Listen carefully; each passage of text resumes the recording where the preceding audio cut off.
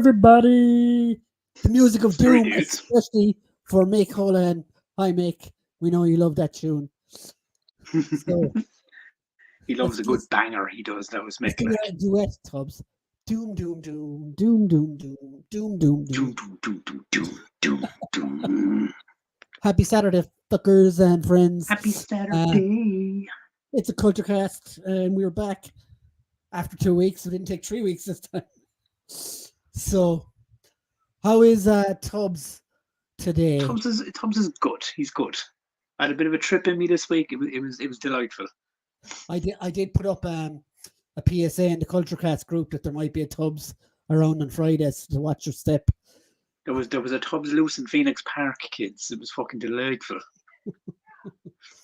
So I want to say hello to everyone in our chat as well.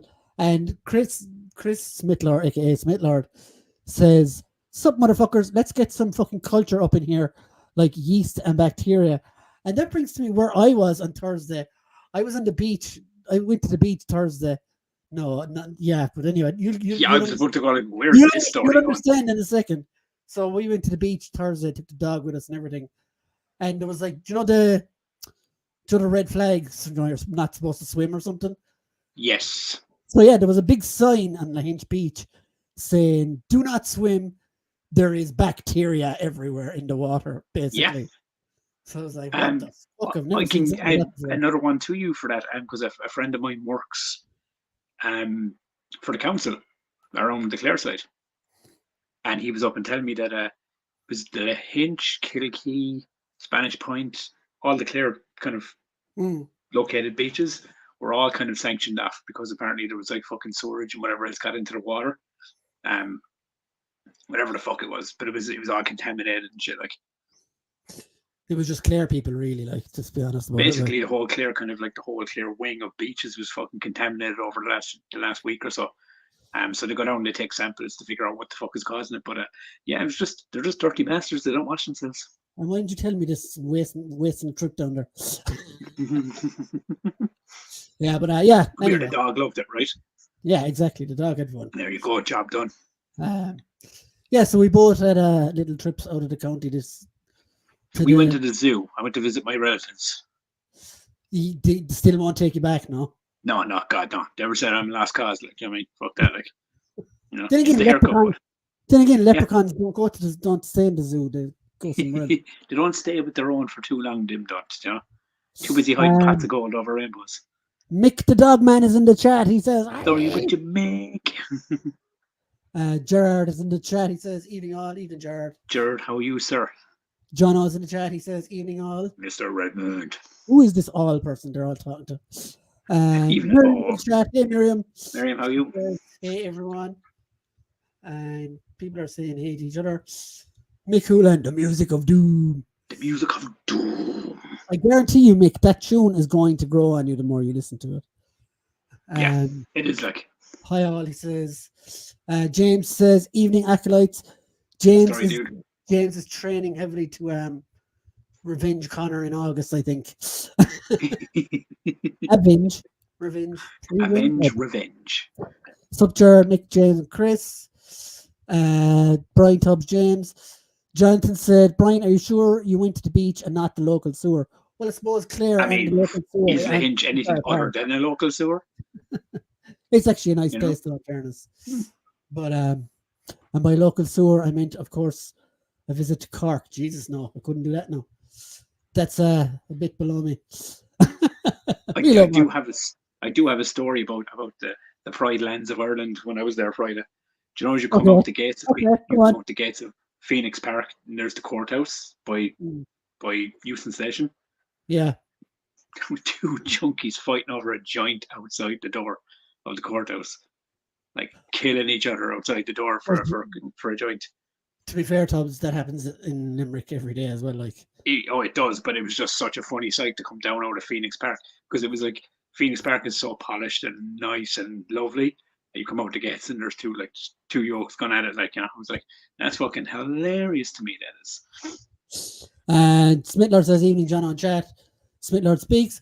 So what we're going to cover today, Mr. Tubbs, yes, is we're going to do our usual show and tell, our usual R corner, We're going to talk about the Acolyte, the new Star Wars TV show, which launched with 2 episodes this week to a lot of a mixed response as usual. Yeah, I seen a lot of kind of talk and chatter about that. All right. We're going to talk. We're going to talk as well about Furiosa, um, Yes. and its bad box office that it Hmm. got, which is a strange one. We'll go a bit more into that.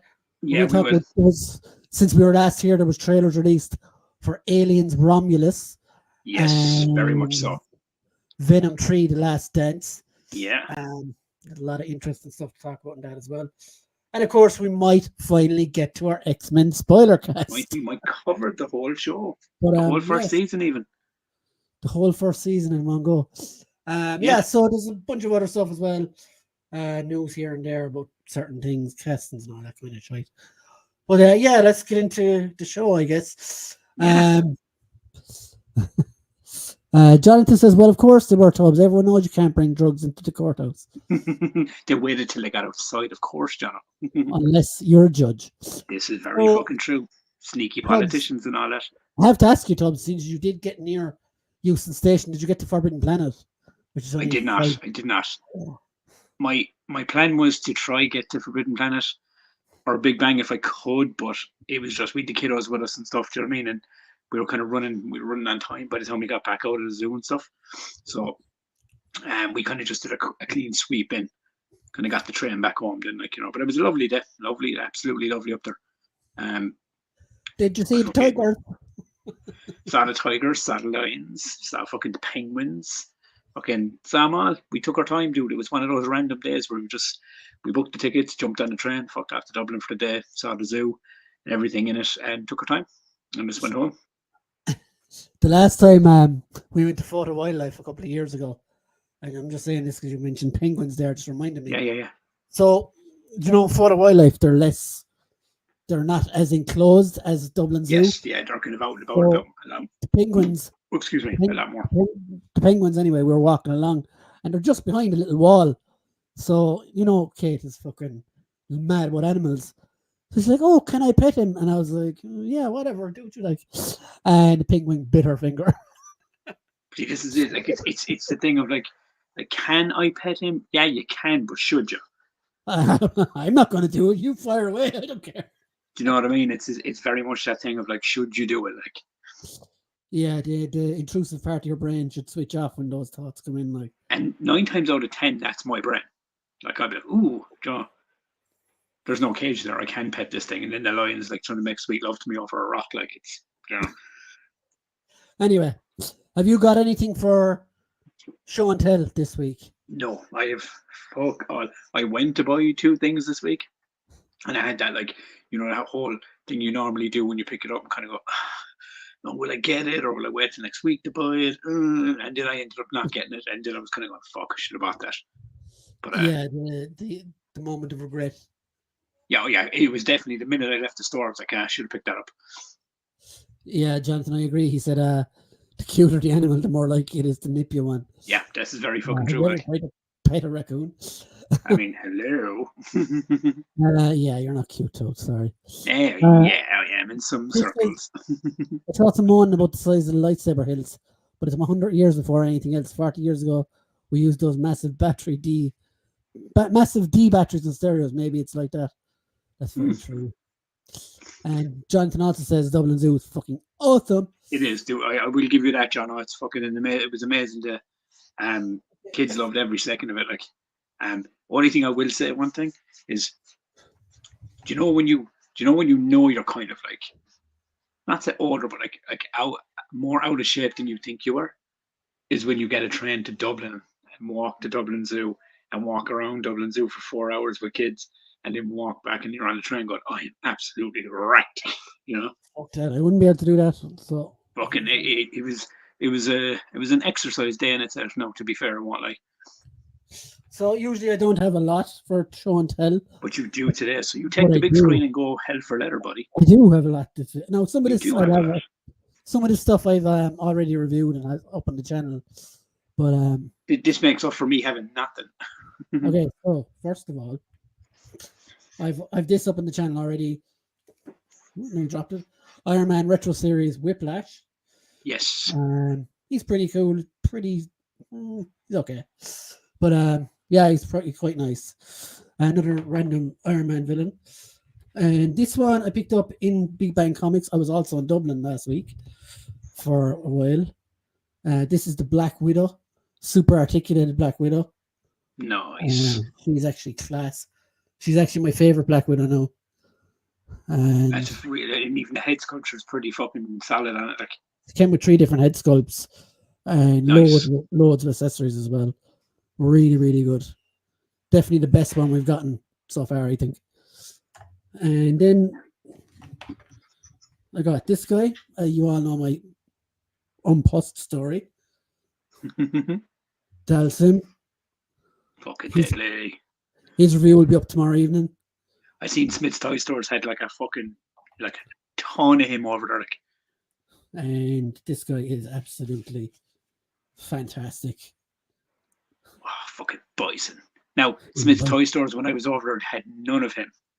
Yeah, he sold out fast, I think. Yeah, they didn't have him at all. They had tons of Dalsims and Chun-Li's, but no, and Kens, but no Bisons. Did you try the second? Did you try Children's Road? No, what I'm going to do altogether is I'm going to just go on and try order them online. And the last thing I have then is this is an Amazon exclusive 2-pack, and it actually arrived really well, really quickly. So this is Baron Zemo. Nice. Arnim Zola. And I made a joke. I made a joke on the group the other day, like I got these 2 Nazi guys on the day of the election. What does that say? So yeah, this one is actually Baron Zemo's dad, Baron Zemo Senior from World War II. Okay. So yeah, he's pretty cool. And yeah, that's kind of everything I've got. Because you already have Baron Zemo anyway, don't you? Yeah, I have the more modern version of him. Yeah, so now you have father and son. So I mean, exactly. There's a doozy of a collection right there, buddy. I'm going to show you something, but I can't find it now, so you'll have to wait. he does come with the head without the mask off as well, and it's horrible. Okay. So yeah, that's kind of it for show and tell. So already. Yeah, I mean, look, as I said, hopefully next show I'll have like a few bangers because I have I've planned to pick up kind of 2 or 3. There was the like Jin from Tekken. I have my eyes on him as well. They're gone up to 25. They're gone up to 25 Quinn Smiths now, I think. Don't grab King. He's terrible, but the Jin one is good. Yeah, and to be fair, Jin is one of those characters where I was kind of going, he looks cool. Like he'd look cool on a display anyway. But yeah. And the packaging, the way they have him displayed in the box is fucking very unusual as well. Like he's got his back turned. Yeah, and he's doing this thing. Like I was going, that's a very unusual display for a figure. Like Jonathan said, Dublin Zoo is a huge ass walk for rails. It is. I haven't done it in a while now, but yeah, I do remember it being. I mean, when you get to the gates of Phoenix Park and like the trek up to where it is, like it's just. I mean, it's a good 15, 20 minutes depending on like the pace you're walking, like in general. But yeah, you get to see a lot of the fucking cool. And what was the Williamsburg fucking memorial thing? I think that's what it's called. The big fucking stone tower thing. Fucking. My daughter told me what it was. I was like, "Oh, that's a nice statue." It's not a statue, Dad. I was like, "Okay." But if it's not a statue, what is it? If it's not a statue, what is it? I don't know. I mean, like, it's not a building, so I'm assuming it's a huge ass statue. Like, okay, so art corner. Jeez, we're fucking. Yeah, and again, I'm throwing 2 for here. Like, I have no art this week either. Yeah, Tubbs had a lazy 2 weeks off, basically. Not lazy, wasn't lazy. Brian, I had a very frustrating week. It personally in my own brain, and Brian was like, "That's when you should do the other stuff to take your mind off it." And I was like, "Yeah, I should have done that." Like the week later, I think of this, but yeah, I mean, the usual shit with me is when I haven't got stuff finished, I have started stuff, but nothing's finished. It's just there. I'll get to it this week though. So John, I'll have it on the next show. The monument it's always been known at in our house, Tubbs. The monument. That's exactly that's what I was thinking. Okay, so for our corner, we're actually going to fly through everything tonight because it was short enough our corner as well. Okay, and we can get stuck into the conversation about things. One second now. So these are from G-Force. Go on, G-Man. Don't think he's in the chat at the moment, but anyway. And we'll try to work regardless, by. This is what he's this is a planned custom.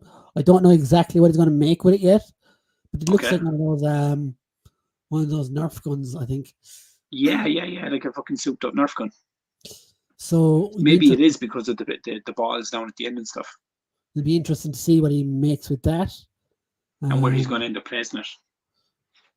Like possibly something Star Warsy, maybe, I would say. But, okay, so run me through it. The guns he has there with the color palettes and stuff, I'm assuming that's not what he's going to have at the finished product, no, he's only painting it like so. Okay, so that's okay. Now we've cleared it up for me. Now I know the direction we're going. And then he's got these as well. Oh, we've seen this already. His claw custom. So it's like the wingsuit kind of thing he showed us before. Yes. So this is where he's at with that now. I don't know if I can get through these. Sure. Okay. So there it is. He's added the decals to it. Very nice. Cobra thing here. And the danger. He's definitely leaning in. It's a G.I. Joe custom, I'm assuming, yeah? Yeah, Cobra Claw is what it's called. So the guy straps in here and he can take off and stuff. He added these. See if you can see where the arrow is pointing, the danger and hazard thing. Yes, Cobra frames here. And if I go down to the next picture, you can see it better there. You got the sized up with a figure and everything, like yeah. So that looks really, really cool. And what size figure is that now? So it's a 1/12 scale, Tubbs. 6 inch. So it's a 6-inch figure, right? Yep, that's the one. Yeah, I'm learning. Same as the Street Fighter stuff, basically. Yes. So and then there's this one, and they're of course new as well. Caution, danger, caution. And I mean, as I've said to you before, like when it comes to like customizing things, I'd love to be able to do it, but I wouldn't know where to start. Well, I suppose you start by messing up something. Yeah, you buy something, fuck it up, and then rinse, repeat until you get it right, I suppose. I just want to double check now. Is there anything else? Okay. So that is our art corner. Yeah. So I mean, basically, you said this week, we're more show running tonight, like more covering stuff because we're low on other stuff. That claw really came out epic. Yes, it did. It's really, really good. So yeah, and that is our art corner for the night. We are. I mean, genuinely, I think that's the smallest art corner we've had in a while, isn't it? Yeah, I think it is actually. Yeah. We definitely would be. We'd normally have like 2 or 3 or a dozen or so flying around, but yeah. Look, as I said, I even hit weeks where I don't have stuff done or the creativity isn't spinning as it should, you know. No, I think there was another night as well where I don't think we had anything. There was 1 or 2 nights where we had nothing at all. I mean, and to be fair, when that kind of stuff happens, it kind of opens us up to kind of like cover more stuff. Yeah, time-wise, you know. Talk more shit. Well, yeah. I mean, like, look, the guys love the shit talk out of us anyway, but we get to cover more of it, you know. So, what would you like to cover first, Tubbs? Do you know what? You have Furiosa and the Acolyte. I think, look, I haven't seen either yet, right? But I don't mind talking about them because I'll get to them either way. So if you want to start with the Acolyte, we'll go with that. Okay, so Star Wars. So you take the floor, sir. God, I hate the floor. I'd rather sleep in the bed. Hit the ground running, Brian. With your face.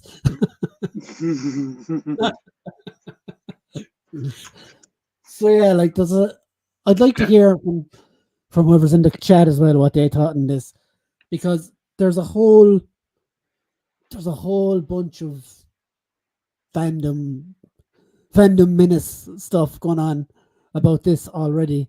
Okay. Now, As you know, can I ask you one thing before we go any further?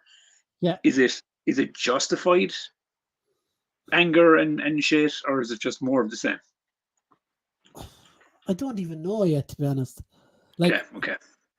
let's like the cast is female lead. The main Jedi is Japanese.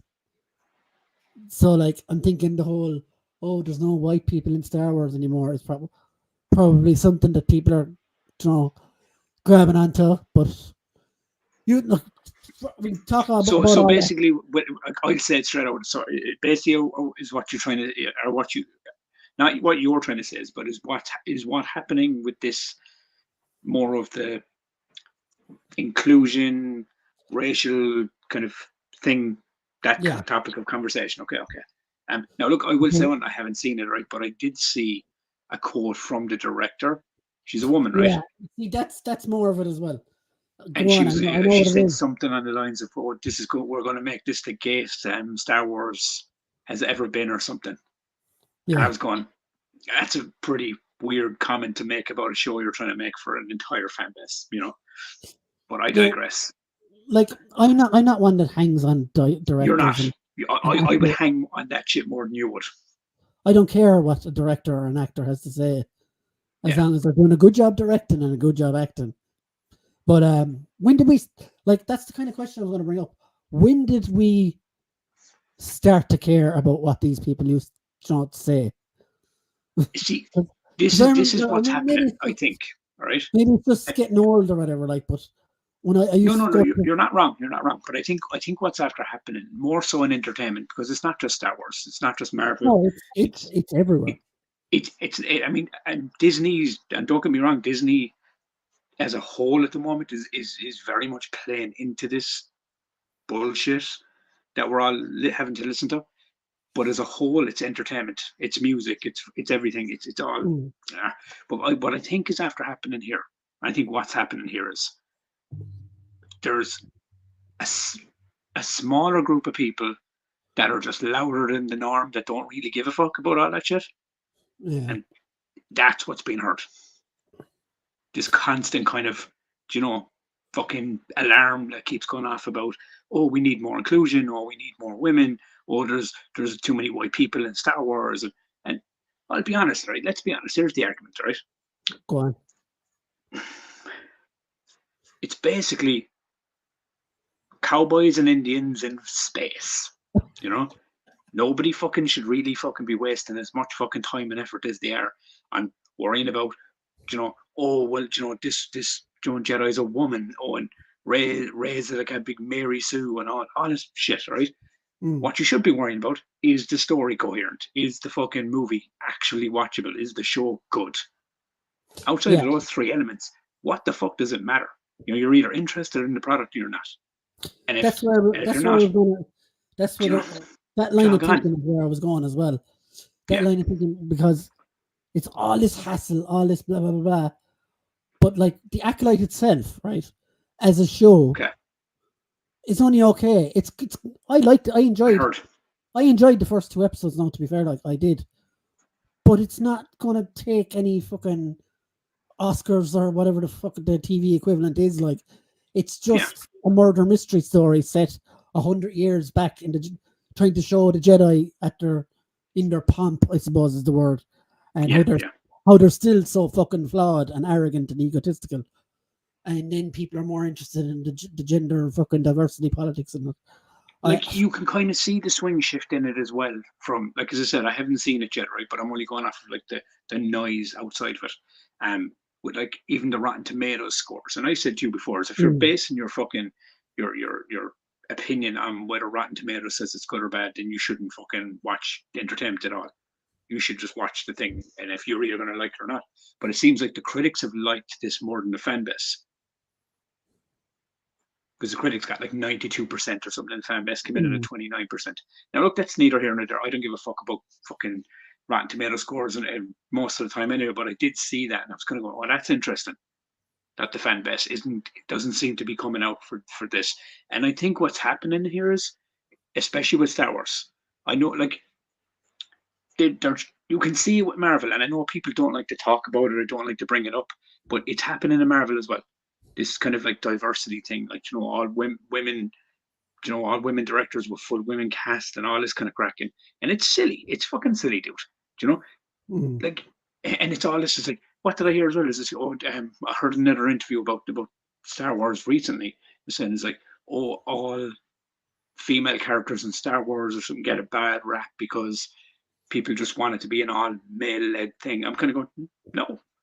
If that comes down to what I said about story. If the story is fucking good, Yeah, exactly. and if the fucking movie is fucking good, it doesn't matter if it's led by a woman or a male. You're gonna love it regardless. It's this narrative that's been spun. But You see, know what I mean? this is why, and to bring me into this is why Furiosa. I want to talk about that as well. Yes. Because that's led by a strong female character, but it doesn't fucking matter because I thought now it failed at the box office for whatever reason, but I thought the think movie that's was no. fucking I mean, phenomenal. one. Like whatever reason it failed at the box office, I thought the movie was fucking brilliant, and it was I nearly think better than no. Fury As I Road. said, this is just my opinion going off of two things I haven't seen yet. I'm only going off of what I hear chatter wise outside.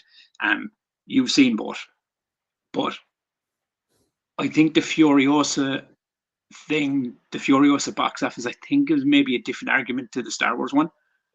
I Yeah, I think, know. I know. you know what I Yeah, mean? Because I think the box office thing when it comes to Furiosa is more, and you see it with a lot of other films that you think are going to do well and they don't. I think the box office argument is a lot got to do with the aftermath of the pandemic. yeah. People We'll got go into that comfortable anyway. In a watching way. movies at home, I and the was more price. And you saying have to like, look at it from price tickets as well, dude. Like if I was to bring myself and my kids and all that like to the cinema now, you're talking 100 quid 100. for food and oh yeah, for tickets and food and everything by the time or close to it at least, man. Right. So what have So you? this is where. You've three. I mean, so it's 5 So Odeon in Well, I Castletroy, mean, look, yeah. fiver. I mean, look, I could be wrong on that, but I mean, I'm only gauging like if you're buying like food for 5 people on top of ticket prices Never buy food and in the cinema anyway. no, but you know what I mean. Most people Yeah, would they'd yeah, buy yeah. popcorn and drinks and things like that. And if you are going with your family and stuff, it becomes a pricey gig. So I think this is why people are sparingly kind of Mm. going to a fewer films a year, or they're waiting for it to come out on streaming, or a lot of people have the free Irish channel. So it's there's a Special big Irish shift in it. channel. So I think, but that also plays into the narrative. If you make a movie that has a female lead and it doesn't do well, it's like, oh well, they're bashing movies because of female leads, and it just adds to that argument that people keep trying to bring up.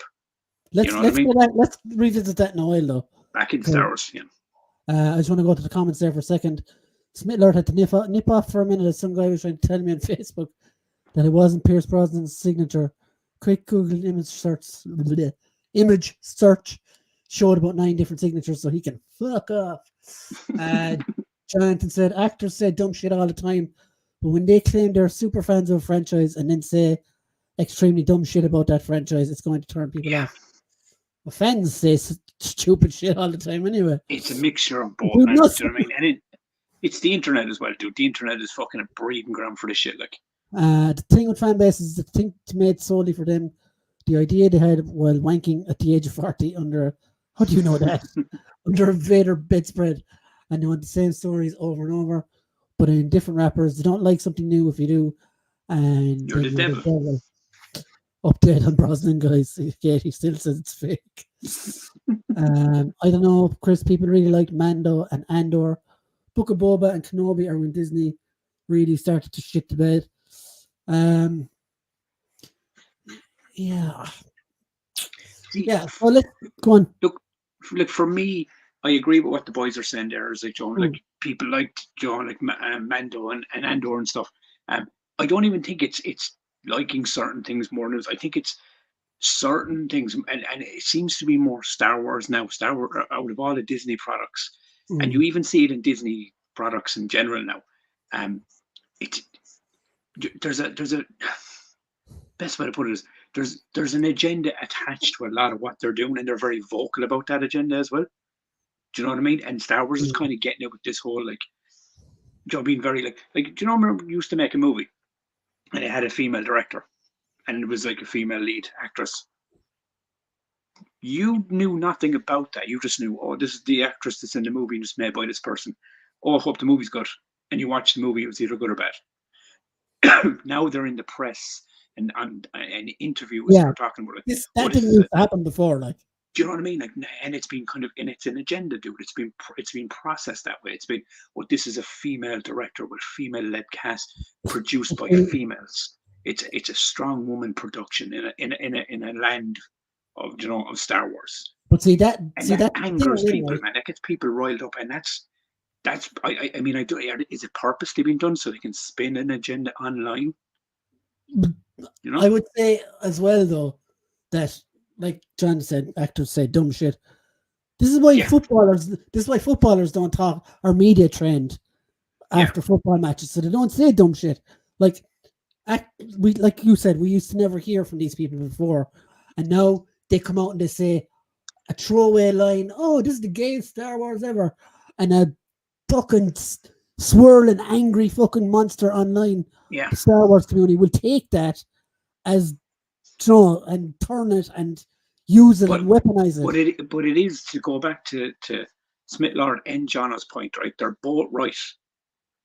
At the same time, they're both right. This is what's the problem here. Is what one of the problems is. You have a side of the fan base that doesn't want shit different.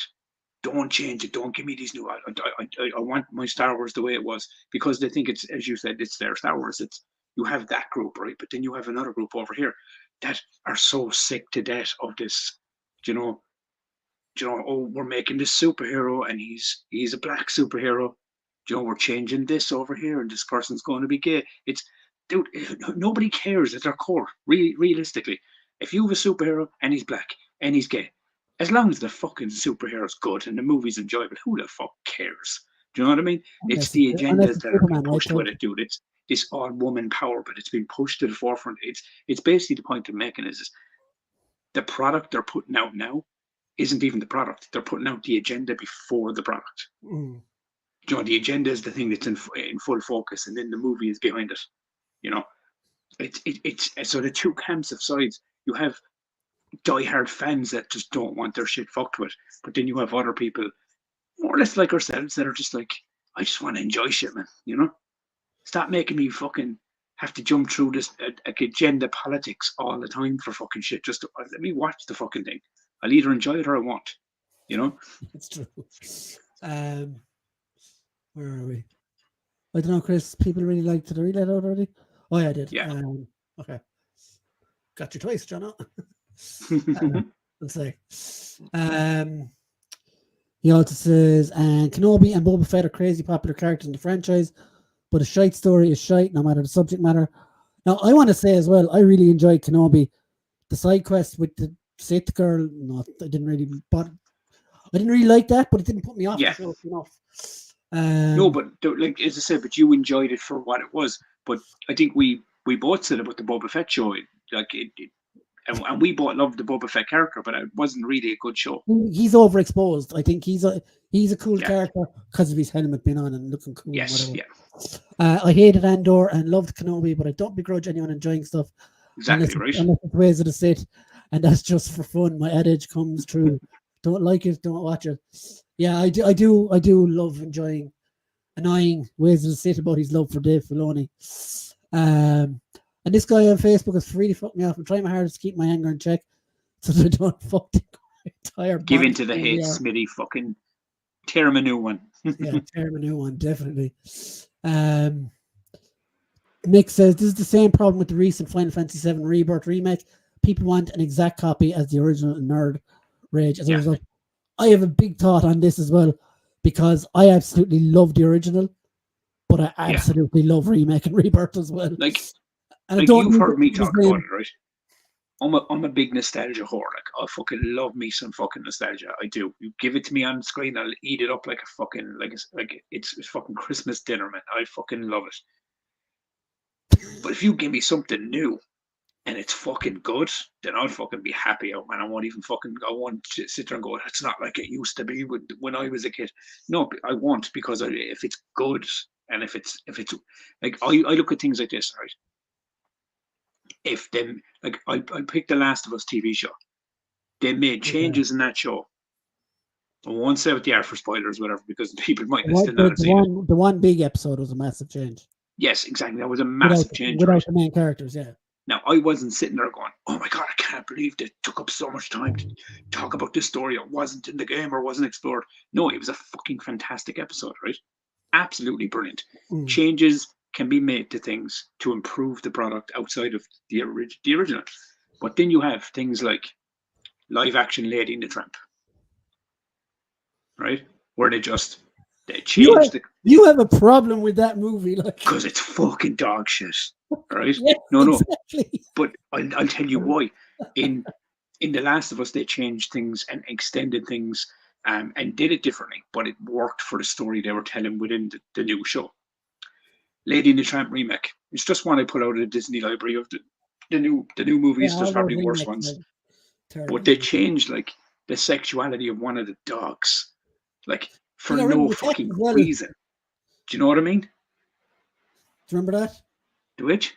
They got rid of the cats as well from the original because they were super they made them male cats that were rappers. You know, there's stupid decisions like this for no reason whatsoever. Fair now, like that original cat song is very racist, like.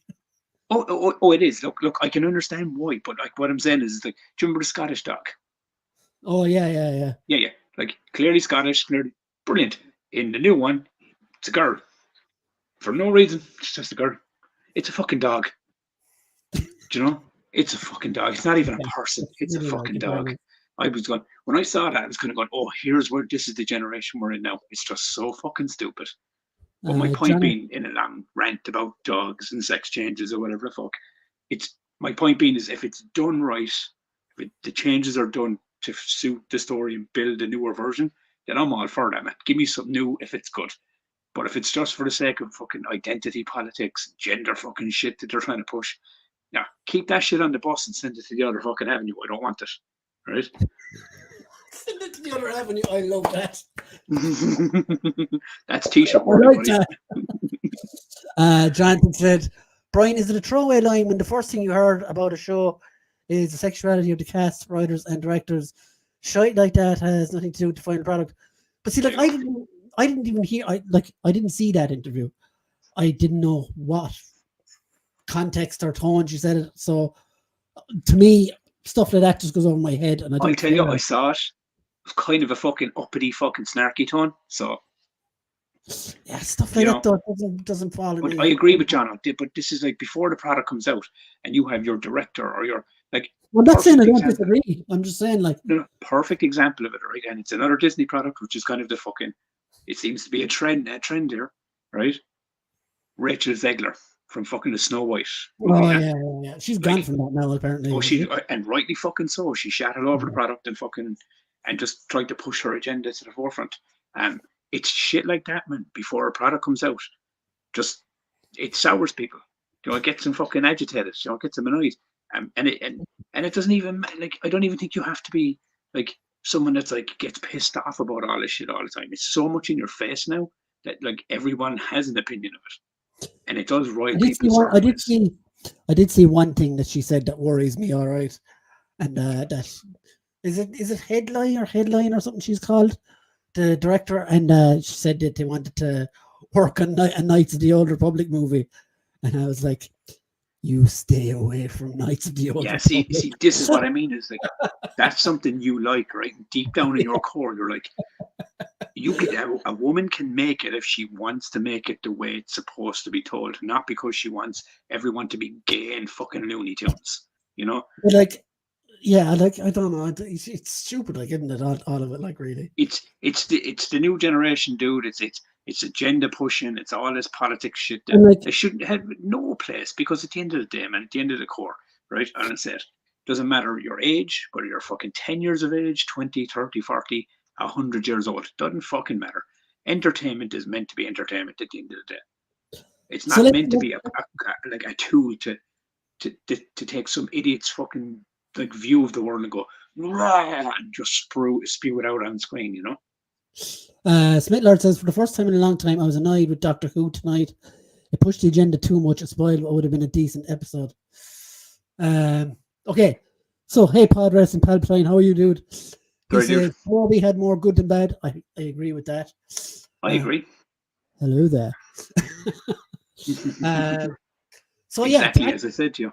to actually talk about the show for a minute, now that we've got all my problems with it out of the way, I actually enjoyed I enjoyed both episodes.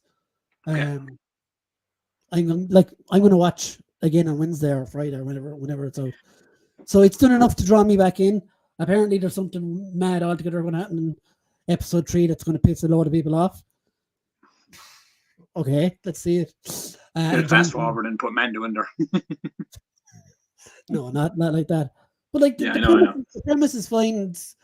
A Jedi gets killed and they're sending Jedi out to find who did it, to find out who did it in the first episode, more or less. And yeah, like it's fun. Like you're mad. So the guy, you ever see Squid Game? It was on Netflix last year.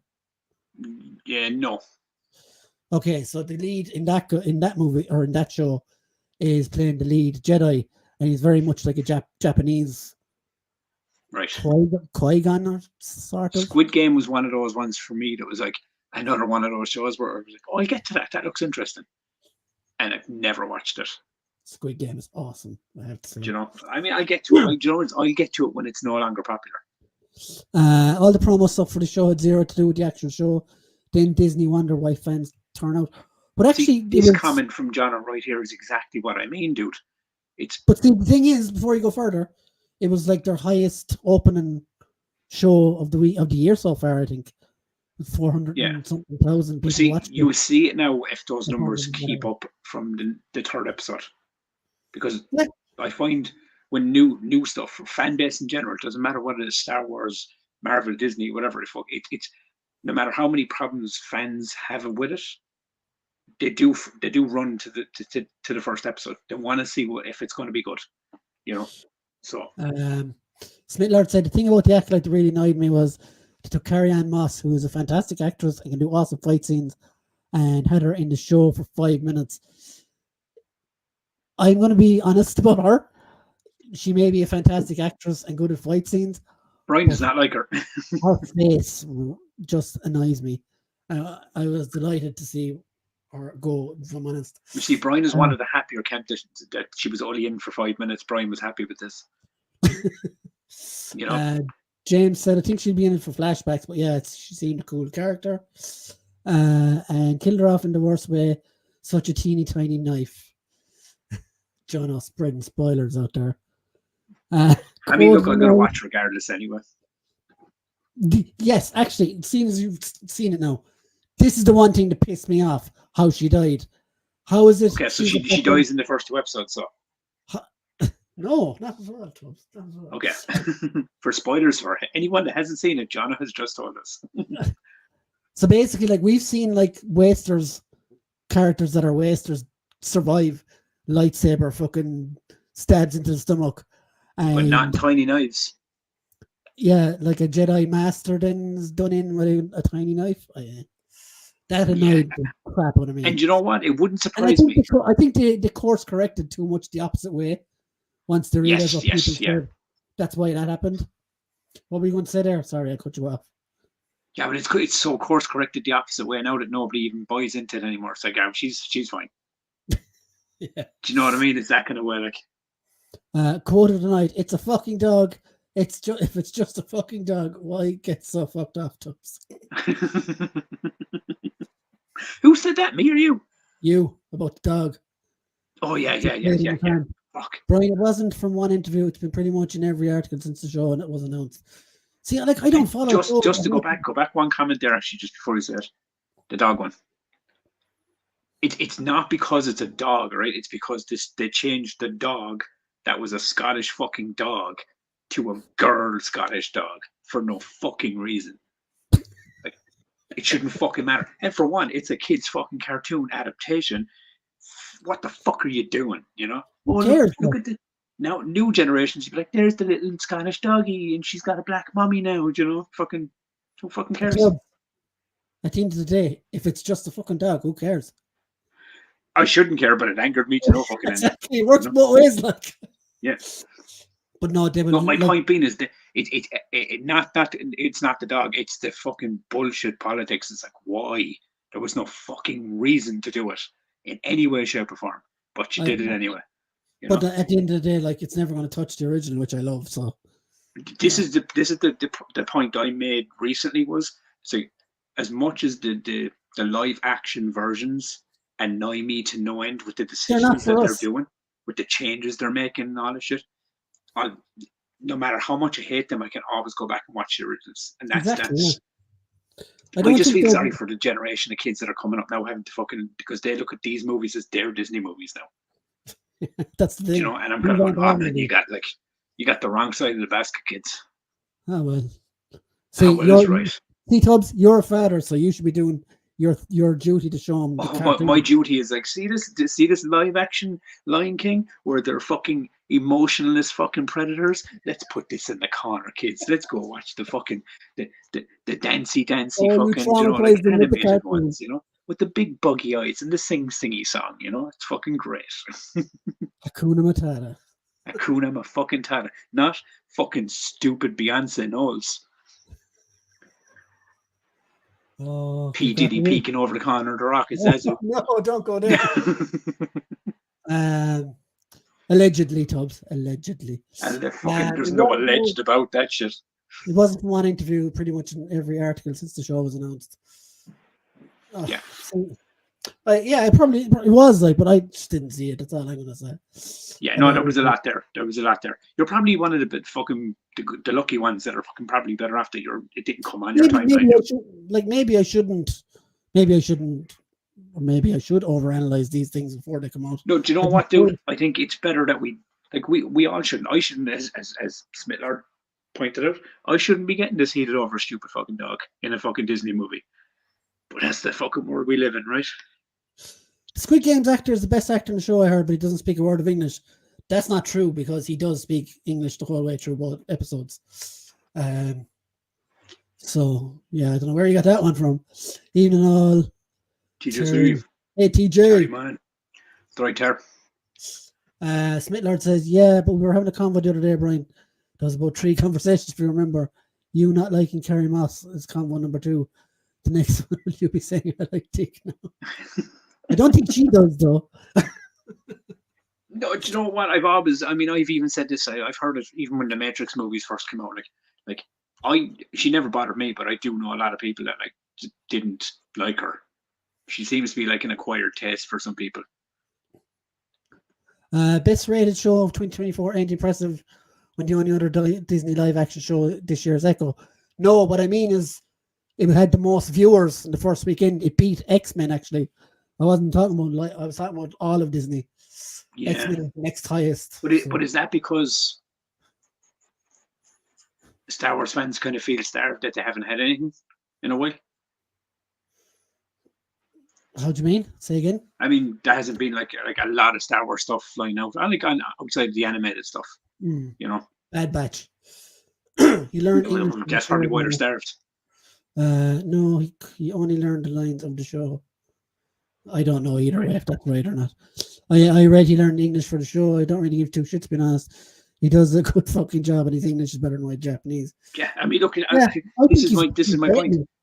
As long as he delivers what he's supposed to do on the show, who really cares? You know what I mean? But back to the show. There is some good characterization in it. Daphne Keene's in it as well from Logan. The girl, X-23.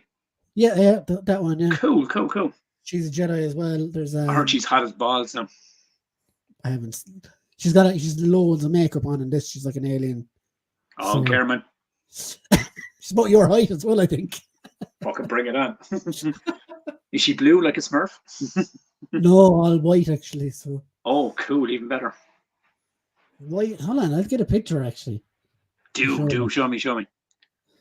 What is she? She's definitely in her fucking mid-20s now, isn't she? And if she's not, She's definitely over 18, right? I'm not even going to go. Logan happened a good while ago. Yeah, but she was only like 12 or 13 in that, was she? Nah, she'd be all right. All good. I won't put any my words on this one. Yeah, I'm actually going to look that up now as well. Do look it up for me so I'll be able to sleep better tonight. Oh, Tubbs. She's just 19. You're lucky. It's all good, buddy. It's all good. I knew I was right. Smith Lord says, dude, she's about fucking 12. She's not 12. She was 12 in Logan. Nick says, pedo Tubbsy whoops. No, fuck you, buddy. She's since grown up. Oh, he goes for one's about the same height. And most people that's me, because I fucking was thinking Logan, like, what are we, 2024? I keep thinking Logan was like fucking, like, nearly fucking 10 years ago at this point. These Tubbs allowed in your schools. Fuck you, prickface. Jonathan says, I disavow all comments made in this stream. No, dude. I realized, I mean, I was hoping I was fucking, like, right, you know, and I was. But, yeah, all good. Because if you weren't right, like, there was trouble coming your way. Like. I don't know. If I wasn't right, I'd have to make, like, that, like, fucking 2024 apology letter shit. But has she? No, but all jokes aside, has she been actively working since Logan? Well, it seems so. There she is. Okay. Because I haven't heard of her to be in, like, I haven't seen her in anything since Logan. And remember now, Tubbs, she probably filmed this when she was 17, so no off comments here. No, look, I was all jokes aside on that. What I mean is, no, but I actively haven't, or don't remember seeing her in anything up to this point. No, I mean. So did she take a break from acting, or was it just she just been acting kind of away in the background? You, Tubbs. Yeah, it's fucking weird. Because normally, like, these child actors, if they're actively working, you kind of see them pop up in everything, like, you know. Connor said, "Sorry, I'm late. I was at a Limerick hate rally in town." Nice. Was it got to do with Star Wars? No, to do with keeping Tubbs out of Dublin, I'd say. Oh, very nice. And hello, Mr. Fuller. Welcome to the Mr. chat. Fuller's figures. Sup, Connor. Jangle, Junior, your fucking shell suit is burning. Connor Smitlard said, right, John, we need to distance ourselves from this shit. I have to have a DBS check for work. Oh, Jesus Christ. Tubbs is collecting the kids in school. The principal gave him detention for not wearing his uniform. I'm gonna have to like fucking properly fucking keep myself presentable now going to that school from now on. Like, these aren't jokes, these are facts. These are facts. Facts is fucking overage, and I was fucking right. Fucking suck it, dude. I'm on enough watch this as it is. Oh, Jesus Christ. Tubbs, she wasn't working due to being in school. Oh, that's probably what it was, buddy. Not an active worker until she turned legal age to go out and do the job herself. Yes. Brian's action figure reviews and the culture cast holds itself unresponsible for anything this thing might say. I mean, look, let's be honest about it, right? If it took 117 episodes to finally get the show cancelled, right? I mean, like, we had a good run. You'll be having a good one, all right, away from the police. Yeah, we fucking sprinted down back alleys and all, like, you'll never catch me. From people's tackies and everything. Fucking tackies. What a fucking Irish fucking slang word for you to toss out there, boy. Oh, tackies. Where's your tackies, kid? Throwing our tackies over the electric wire there and have them hang down with like the hood Compton kid. That's Limerick for runners. Yes, very much so. Smitlord says, how's Epstein, Tubbs? I mean, the island's fucking productive, like, you know. Did you hand him the work, did you? If I had an island to begin with. Talking about that cunt will definitely get us fucking taken off YouTube. So anyway, there's certain buzzwords you can say. Yeah, the Acolyte was good. Yeah. There's a Sith Lord involved. Some people think they know who he is. I don't know. And if it is that person, that would be kind of underwhelming. So yeah. Right. Okay. Well, I'll have to watch it. I have to put it on the to-do list to do this week. I love that he's leading into this. But yeah, I'm definitely going to catch episode 3 and the rest of it this week. Yeah, exactly, Terry. Tubbs' views are his own and not shared by anyone else but himself. Hey. Tubbs collecting Polanski's DVDs now. Yeah, oh man, I'm fucking such brave. a big Jared Leto fan as well, to be fair. I'm the only one brave enough to say this shit, all right? That's the problem is, kid. I wouldn't say brave is the word, but anyway, you can... we'll lean into it. So yeah, so far I would give it a 7 out of 10. Well, that's not bad. That's not bad after the first 2 episodes. Yeah, so Furiosa, like we were talking about a while ago. And like, I mean, I haven't seen it, but I'm pumped to view this movie. Like I said it to you from the trailers and stuff. It looked fucking class. I really, really love me some Mad Max, and so I'm digging it. I'm definitely gonna give it a watch. You know. So what do you think get into the meat of the issue? Firstly, I wanted to ask you what did you think of the previous one, Furious Road? I loved it. I thought it was very good. Like Fury Road. I wasn't a huge fan of it. I thought it was minimum story, and Tom Hardy was just doing his whole. To be fair, I mean, Tom Hardy's playing Mad Max, right? But Tom Hardy wasn't even the main focus of that movie. Yeah, it was Furiosa. You know, Nicholas Holt's character, I thought was fucking wicked. Do you know what actually, I think Fury Road was more Furiosa's movie than Furiosa was. Well, maybe that was the intention.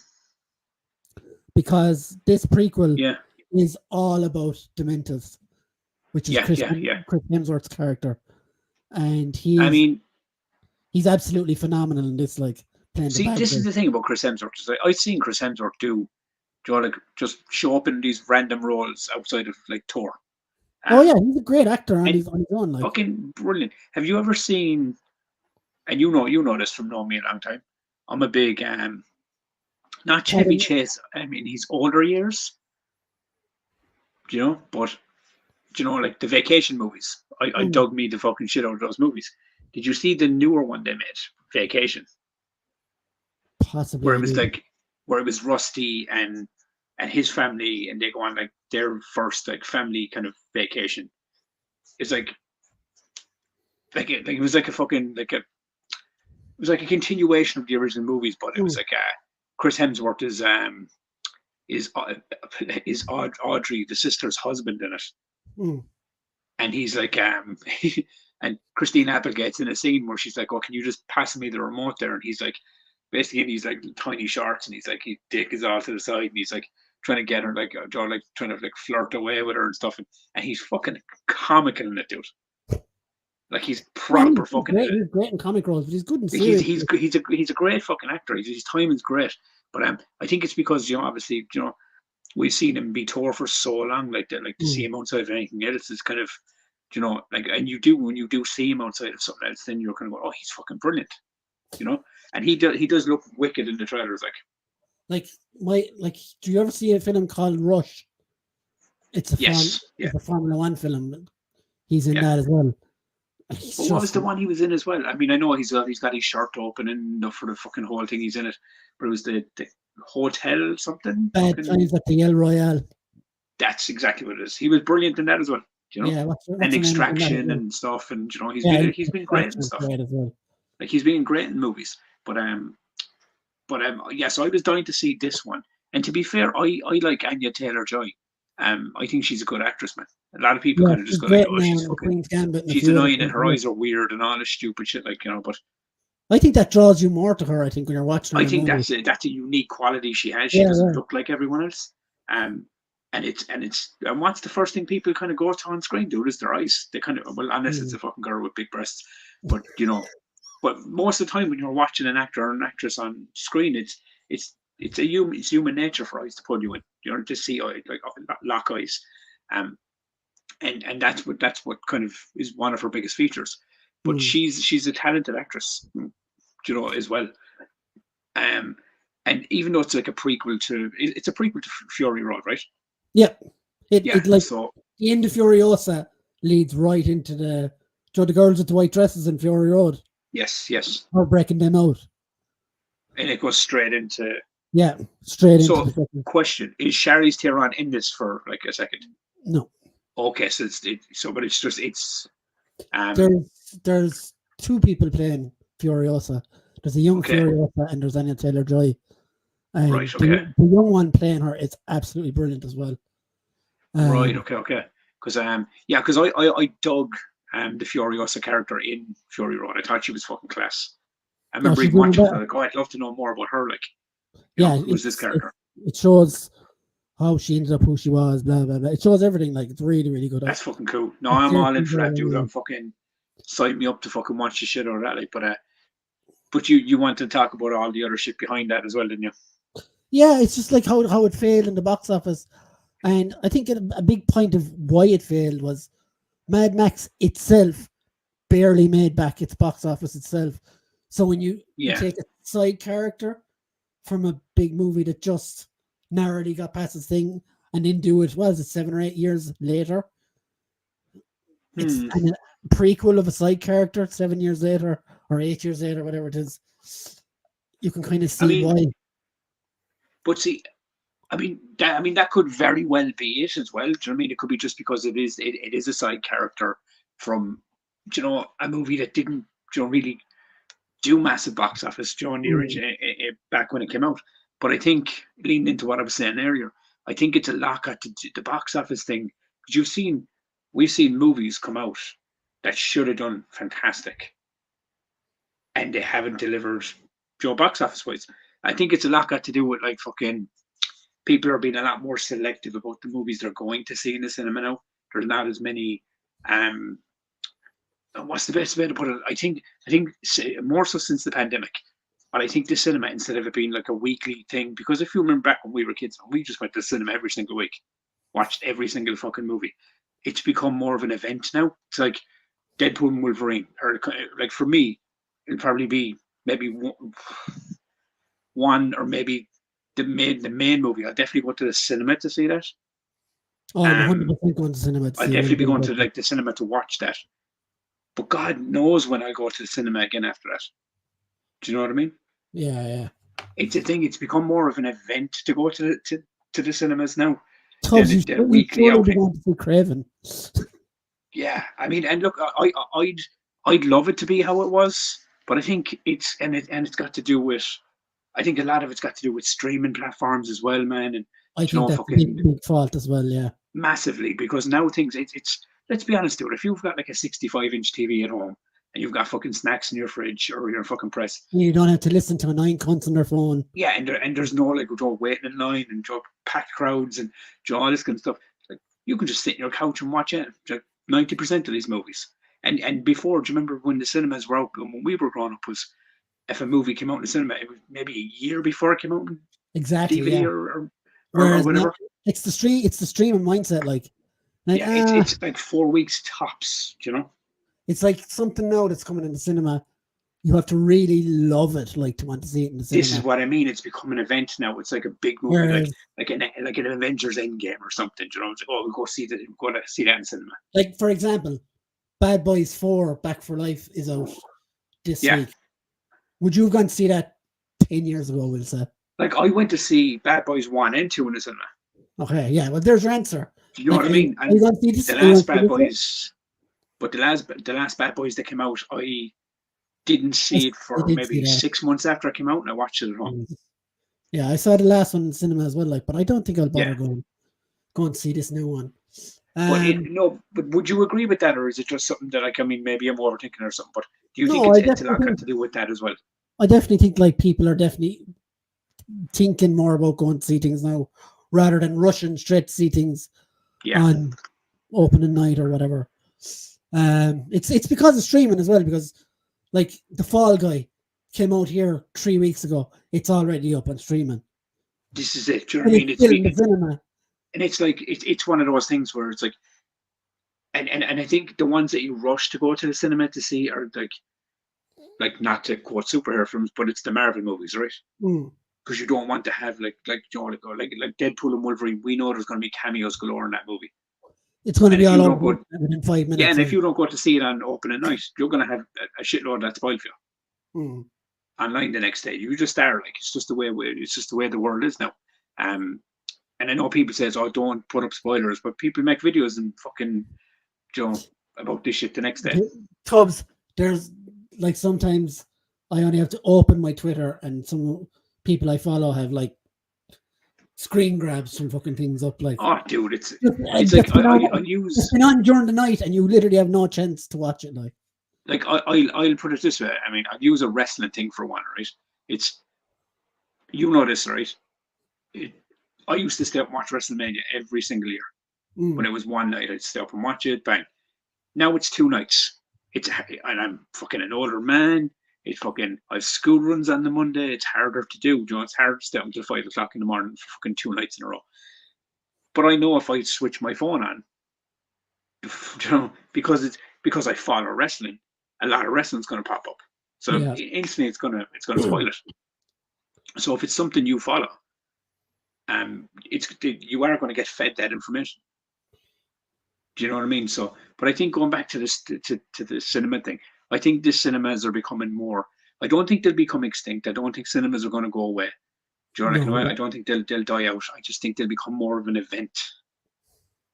Do you know, they'll start like, the prices will go up because it'll be much more of an event process than it is in a weekly kind of viewing thing, which is sad really, because like my love for film grew from going to the cinema on a weekly basis. It just did, like. But now it's just, I'm older, I have 3 kids, and I don't have as much time to do it all the time now. But I know most people are kind of, as you said, it's just because, if something comes out on, today in the cinema, sure, I can see that in 4 weeks when it comes up on stream. Yeah. Do you know what I mean? There's not as much, it's not much of you're not running as much anymore. It's not stuff you don't need to see anymore, like, so. Yeah, but it's like, you look at music. You used to run to like your local HMV to buy the album that you wanted to get. So now you just get it on Spotify. Do you know what I mean? It's this streaming thing, and streaming has a massive thing to do with it as well. But I think box office has changed massively. It's movies you think are going to do fantastic don't really pull in the money you think they're going to, or that they should anymore, and it's become this kind of thing. Yeah. John said, not a massive fan of Mad Max movies. Apart from the first one, it's the same fucking story every time. Hemsworth is the shit in Extraction. He is that, yeah. 1 and 2 were awesome. Chris says, I think he's a cracking actor. He's never shown any indication that he's into the young ones, unlike others I can mention. Fuck off, you dick. I don't even know if he was talking about you there anyway. I still need to watch Extraction 2. Gary Glitter was a short lad too, Chris. Jesus Christ, fucking dickheads, boys. 12 Strong. I've not seen that actually. That was a great movie, and he was brilliant in that. That was an excellent movie.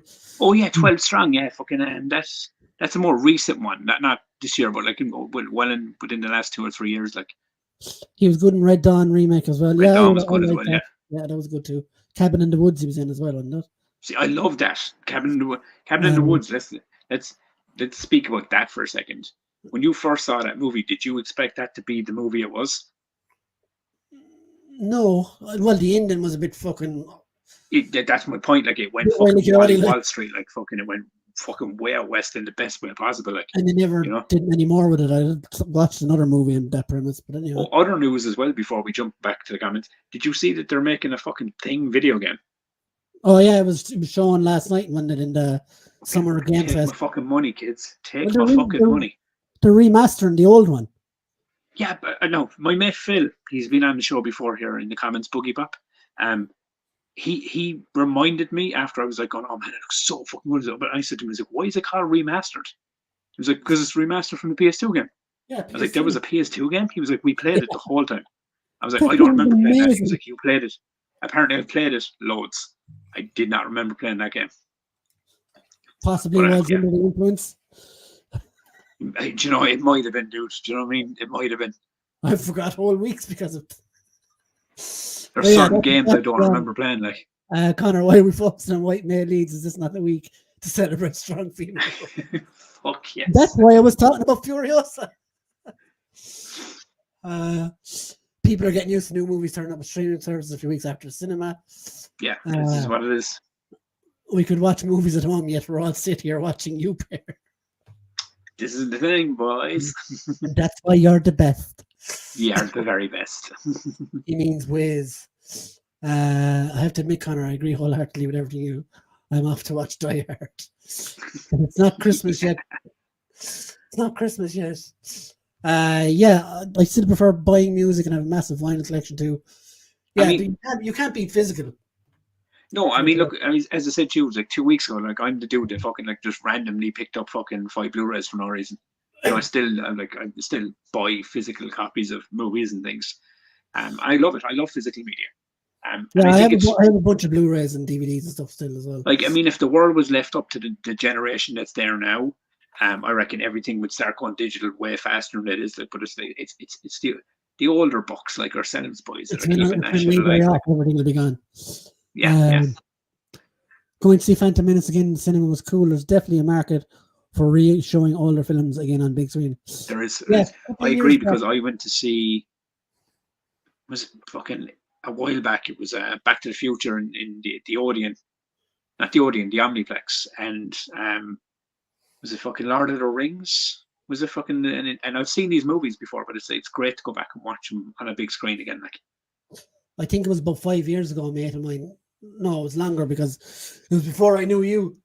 And a friend of mine started a cinema club in the Odeon for all like old movies, and we got to see like Jaws, got to see Scarface, a few other ones as well, Die Hard. And see, this is what might end up happening though.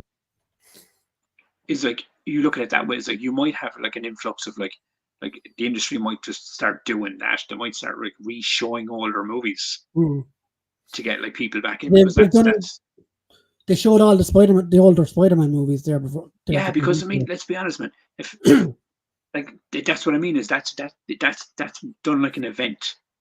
Oh, let's go see. Remember those old Spider-Man movies? Let's go see those. Let's go watch those in the cinema. Do you know, it becomes an event to go back and watch these older movies you grew up watching. You know. Nick said he still buys CDs. I do myself, but Connor, I still tape songs off the radio. Dude, I still have VHS fucking tapes upstairs. Like, that's how fucking raw my fucking collection goes. Like, Tubbs had a cabin in the woods as well. He calls it his grotto.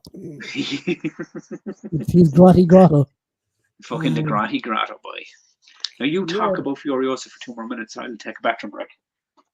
Oh no, he's gonna have to knock me out now. But yeah, like Furiosa was really, really good. I enjoyed it a bit more than now that he's gone. Tubbs are a goal. Yeah, so we're going to talk about trailers next. Oh, wait, where are we? Pod Race and Palpatine. They missed out showing the classic Nick Hammond Spider-Man movies. They should have shown Spider-Man Japan. That's some crazy stuff. I want to see more of that. You might have seen that in the cinema. Should have them show up in Secret Wars or something.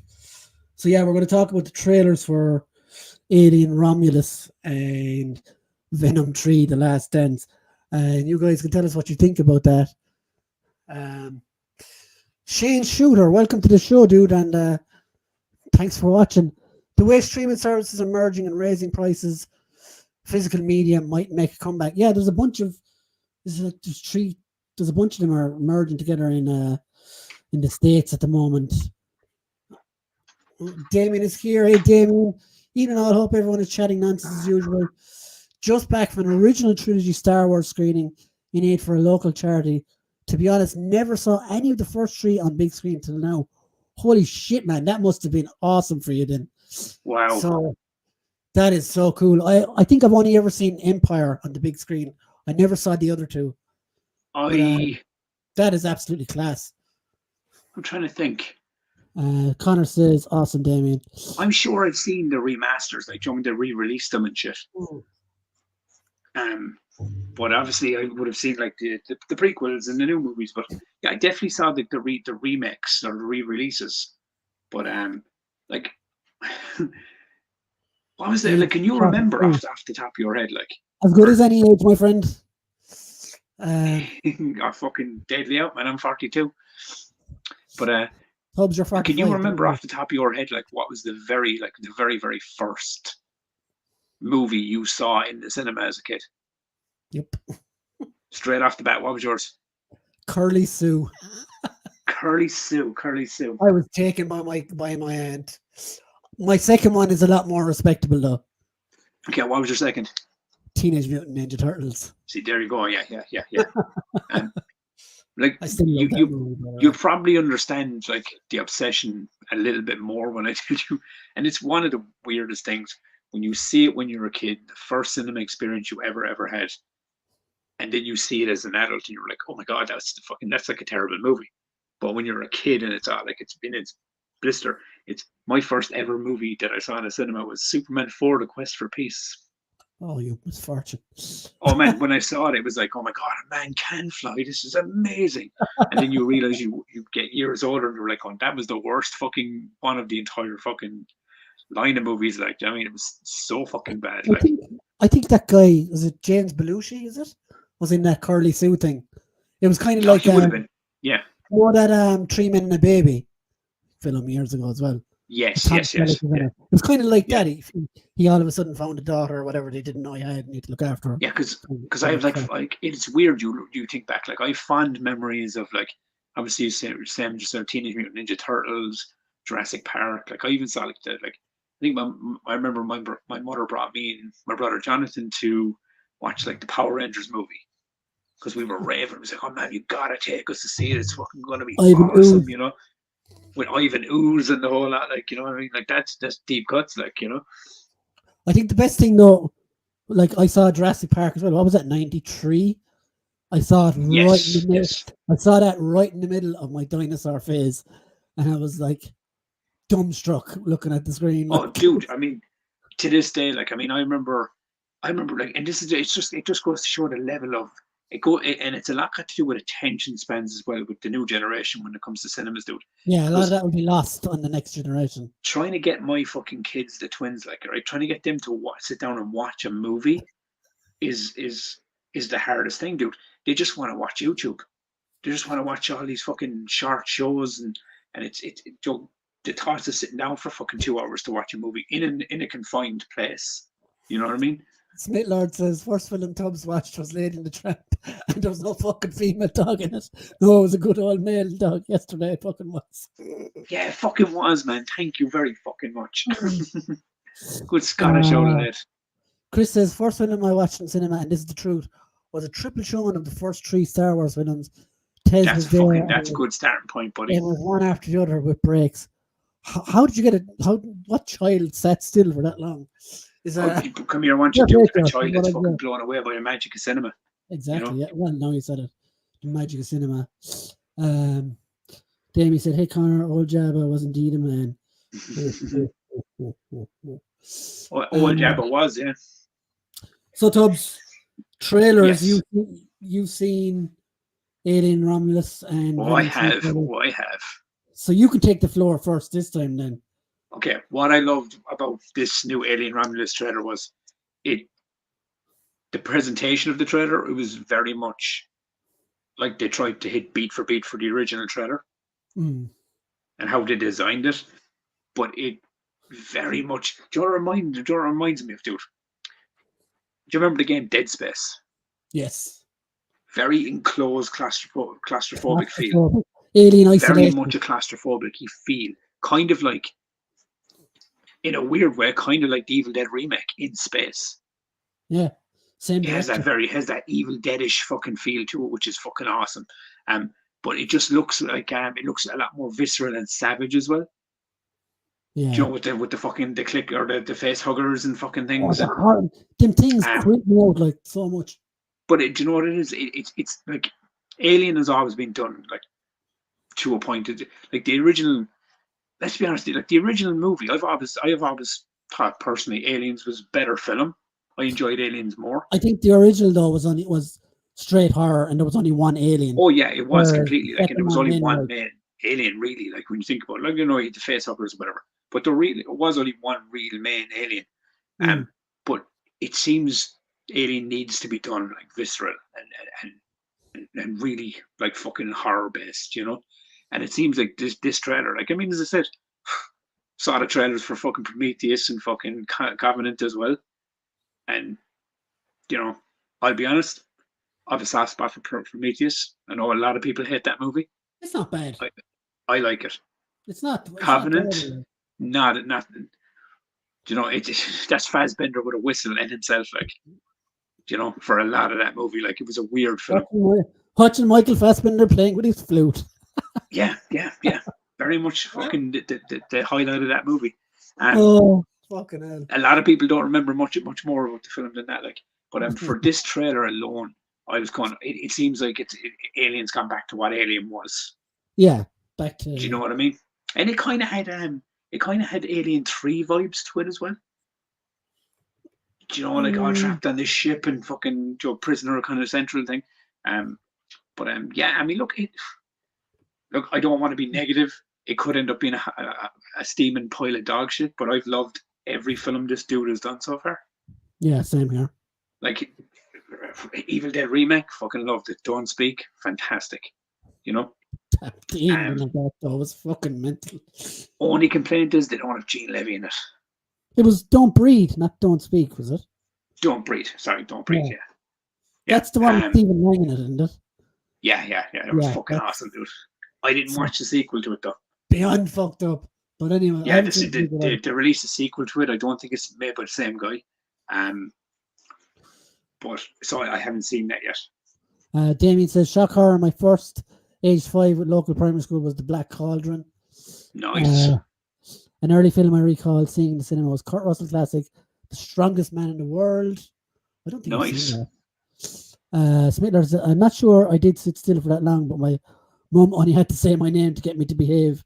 In the break, we did the Browns at Chester and got fresh Star Wars figures from each film. That's fucking class. That sounds like a good fucking day, buddy. I think The Cat from Outer Space was the first movie I saw in the cinema. Never heard of that. Never heard of it. Yeah, Damien didn't either. Or Sinbad and the Eye of the Tiger. I don't think I've heard of that either. Classic. See, look, I had memories of Big Trouble in Little China.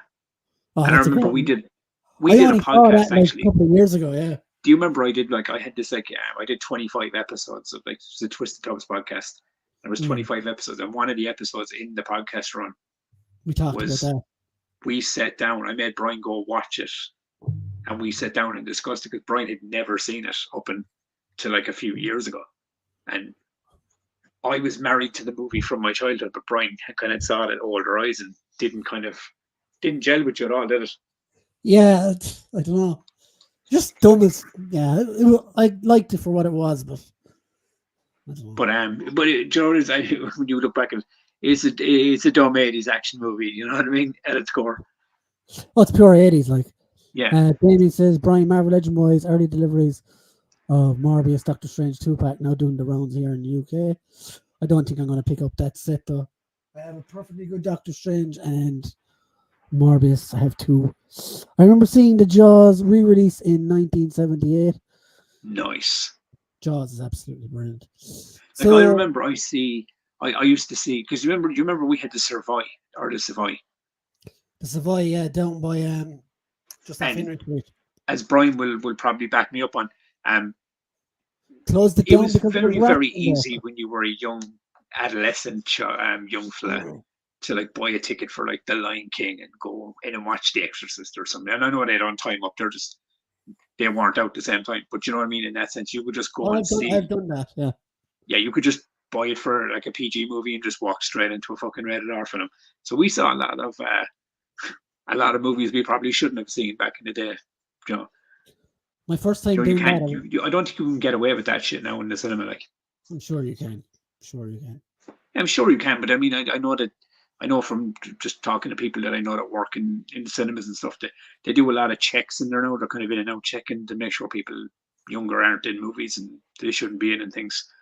So, or Damien says, Jaws on big screen would have been some experience. Yeah, that was one of the movies I saw a couple of years back. Yeah, with the movie club in the cinema, and it was absolutely brilliant. Venom 3, The Last Dance, a trilogy that nobody asked for. Yeah, I mean, nobody did ask for it. Not the way this has been done, but it's been cool to see Venom on the big screen. That looks like Venom, and Tom Hardy's been kind of cool as well. But I don't know. Utterly What did you? I'll wasted. let you take the floor on this one. Yeah, it was okay. It was like out of the 3 films, the first one was fine. Second one Yeah, was terrible. I hope this one is a bit better. Apparently, there's going to be like a 10-year-old Peter Parker in this, is one of the rumors going around. So it's just back to more Sony. Yeah, make that face. and that's not even the face I was. I mean, I was going to get into one or two other things before you mentioned There's a bit that. in the trailer. There's a bit in the trailer as well where Chiwetel Ejiofor, is that his name?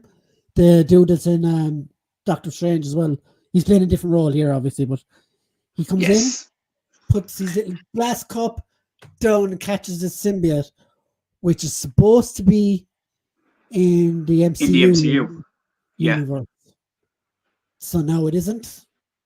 Yeah. Now I did hear someone saying it like, oh yeah, but like how do you know that that wasn't just like a piece of the symbiote when he went back and was left in the bar in the Fox universe?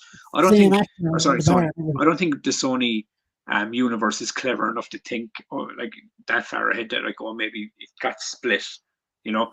No, I just think that they're just trying to fucking do things, and the fact that he's playing a completely different character, you know, in this as well. Well, no, You know, he's just no, he's just a different. Like I made the comment a couple of days ago. I was like, I'm pretty sure Sony doesn't even know that that guy plays Mordo in the MCU. They just like hired him. like it would be like I mean it, I mean this is the thing, right? Because you give I'm them sure he's credit, just a right? They military made a guy or mistake and it whatever. ended up turning into be this cool fucking alternate version. But I don't give them enough credit to be able to pull that off. Not at all. Definitely not. No. They've Yeah, I've always said it. Like the MCU have had their moments where they've dropped the ball, right? several times. Yeah. But at their core, I The do believe continuity their is plan is fine. always in place. That they're like, oh, we fucked this up, so we need this needs to. But everything that they've been doing has had like a road plan. Yeah, the continuity is always You know, fine. regardless if they've like you know like the movies have hit the ground or they didn't perform well or whatever. Um, but there's a roadmap to everything that they're trying to do. So even if there is a loophole, like that big fucking Celestial with his hand sticking out of the Well, fucking ocean, that's supposed to be what Thunderbolts is all about. right? Do you know what I mean? So like you have, but this is Or my point. Captain America, Even if one they of the drop two. the ball or the movies don't perform or you're not a fan of the movie or the show that they've made, you, there's enough stroke and they've done it enough times to kind of deliver that you kind of go, oh, they'll come around to it. Sometimes stuff gets lost in the cracks, but 9 times out of 10 is they do come around to this stuff Mm. and they do explain it. With Yeah, I Sony, think it's like you get Morbius and then you have like the Vulture from the MCU shows up in the yeah, Sonyverse, but and then all of a sudden he's that's got not his the only fucking one suit. though. That's not the only one though, because Yeah, do you remember in the early trailers for Morbius as well, there was a yeah. painting of graffiti of Spider-Man as well. It's The Andrew, Gar- misdirection as well. the Do you know Andrew what I mean? Garfield Spider-Man or something. Like, And then all of a sudden, and like, correct me if I'm wrong. The Sony universe, right? They're building like they've got the Venom movies, yeah. They've got the you know, like all these like Morbius and Craven the Hunter and all this, and apparently Craven the Hunter's been pushed back, and you've Madam Web, and it's they're all Spectre. supposed to be in the same universe, right? Yeah. But yet in Madam Web, Peter Parker wasn't even born. But In like, Venom, Peter Parker's 10. It, but that's just a rumor because they show a but kid even in a if it's a cameo. rumor, just say like just say so we'll just build off the rumor, right? Say the rumor's true, because not that anyone fucking cares whether it's a spoiler or not, because they probably won't fucking watch it anyway, Mm. right? But my point being In is, the trailer, in the trailer. it's like what the fuck is going on? Like, do you not have a team there going like, right? All these movies are meant to connect in some shape or form. We need to find out: do we have an Andrew Garfield Spider-Man here, or Tobey Maguire Spider-Man, or is there a new Spider-Man, or is there fucking something that's going to link all these movies to a final finale with a Spider-Man? You can't fucking do that if the fucking guy isn't born or he's 10. So what the fuck is the end game to this fucking Sony universe? Like, what I can't understand is how they can produce these on this hand. But on the other hand, they can produce the Miles Morales animated films, which are fucking amazing. Yeah, I mean, just put fucking that team on the live action fucking writing, you know? I wonder, Like could reboot. you? I think they're at a process now, right? Where it's kind of like basically, and I hate that. And this is one thing because I said this to a person that I know is a massive Marvel fan, and he shot it down completely. And I think it's because I mentioned that the Sony universe is literally doing a worse job than what DC ended up doing with their fucking universe. It's doing a Fox on it, basically. It's yeah. Like Fox, DC, and fucking Sony are all kind of going and just. It started off with Well, these Fox movies, aren't going anymore. but it just started doing these silly, stupid things, and nothing made sense anymore, and there was fucking no rhyme or reason to it. And then the universe just ends dead, and nobody fucking cares. I think Sony just needs to chop the fat now and just take a look to all this shit and just fucking just bring in a new Spider-Man and start fresh, you know? Where are we? Oh yeah, and just to be fair though, we did get Venom Horse. That was fucking really cool. That looked fucking cool, you know? Whatever But, that creature. but all jokes aside, like this one does really seem like it's like it's you know it's like they're fine. It doesn't seem like Venom's going on after this. It seems like a very final fucking episode from what Well, the it's trailer called was The showing. Last Dance, like so. Yeah, do you know what I mean? And it really did. One thing I will say, Sony are very on the nose with their titles and visuals because it's Venom Last Dance, and then you have him dancing on the stairs. Which you want? I was kind of going, oh, all right, okay, I get it. Smitlord said, "I'm looking forward to Venom. They are just good popcorn flicks." I mean, look, that's what they are. At the end of the day, Venom trailer looks cool. Looks much closer to the first movie than the second. Thank fuck. Still, I fully expect Sony to screw the pooch as per usual. yeah, I mean, because that's the expectation that they've given now, right? Now, that part in the start of the trailer where he's about to fucking kill those 5 guys, and he tries to do the voice thing together. Yeah. Has he not done that already in one of the previous movies? Have they not? Did they not know how to do that already? Like it's so weird. It's so weird, right? Or Venom or whatever. In the first movie, he does it in the shop. Yeah, and they did it correctly. I mean, there was no rehearsal. It just we are Venom. You know, it's. I know. Yeah, definitely did. He definitely did it before. But for some reason, in this one, they can't seem to get the timing right. They just play it off as a joke, I think. Yeah, that's what it is. They're playing it for jokes, like. Not being funny, but I was more afraid of the more I eat and deep than Jaws. Not saying Jaws ain't scary as a 5-year-old at that time. I haven't seen that. The Deep. That's apparently. Correct me if I'm wrong. I think that's that new. That's called Under Paris. That's Under Paris. Apparently, that's supposed to be like one of the fucking scariest fucking shark movies made in years. I might give that a go later when we're off here. It's meant to be good. To be fair, that Morel was a jump scare. Thought nobody would agree with me, but agree there. Thought nobody but me would agree there. John says, wasn't Madam Web set in the 80s? No. She's in the jungle in the 80s, and then the 3 girls are in like the early 2000s or something like that. But there was a deleted scene in No Way Home which showed Garfield at home and getting way too fucking angry with some kids hinting at Venom. But was that not because he was pure traumatic over Gwen Stacy dying or whatever? And that way he said he got pure angry and started punching guys properly and all this kind of stuff. But doesn't this just go to show you that we don't even know for sure why certain things are doing the things they're supposed to be doing, you know? I haven't seen Madam Web. Not great here. No, it's pretty bad.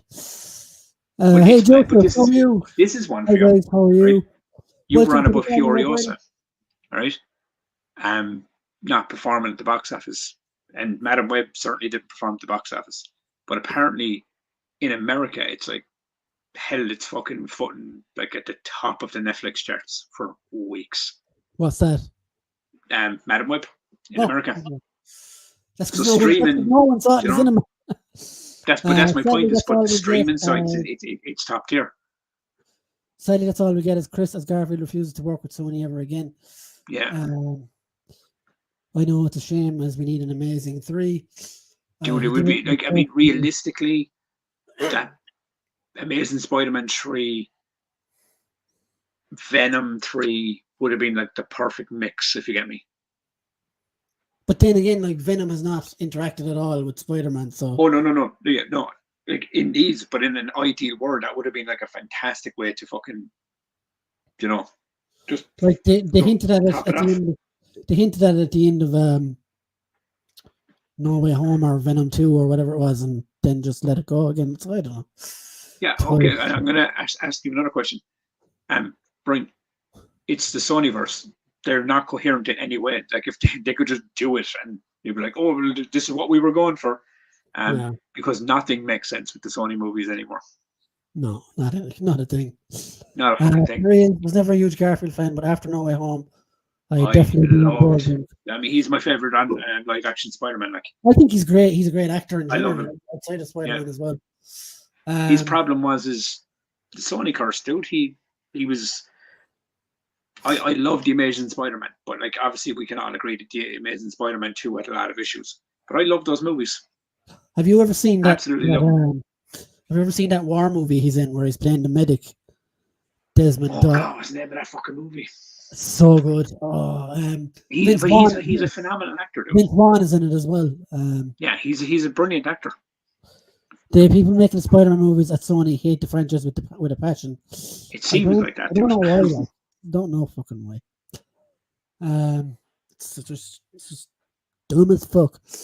So Venom 3 will be a wait for streaming for me. What about you, Tubbs?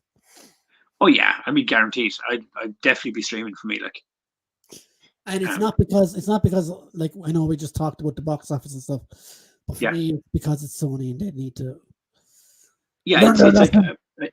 no, as I said to you, is like I'll definitely get to like Wolverine and Deadpool, but I mean I'm very selective about what I go to in the cinema now. And I wish I wasn't, but yeah, I kind of have to be these days, you know. That's just the way it is. Like in fairness. It is. It's just the way it is.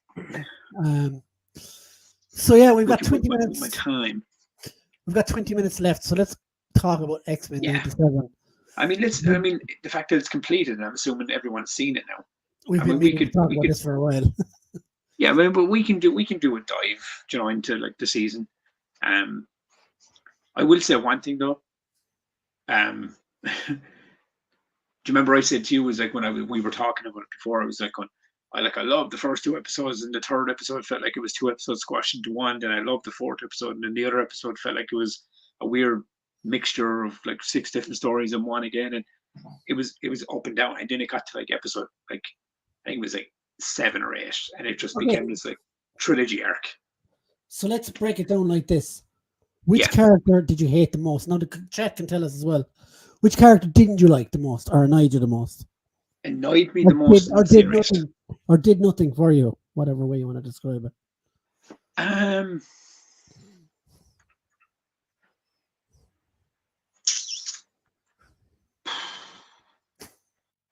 Trying to think. It's not that they didn't do anything for me. Like there was like everyone, I enjoyed all the characters. It's just obviously, actually, fucking what I'm out. Sunspot. Okay. He fucking annoyed me to no end. Any particular reason or? He was just a stupid character, or it's just the way, or maybe I didn't click with him. I don't know. Johnny was like this generation's Jubilee in the first season. Just a fucking annoying teenager, you know. Okay, so I'll join you with that, and I'll say Jubilee is mine. I do not like the character.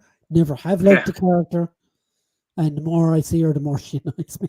Now, I will say one thing. I know in this season, half an episode on her as well. This was her season. They gave her moment to really step up in this season, right?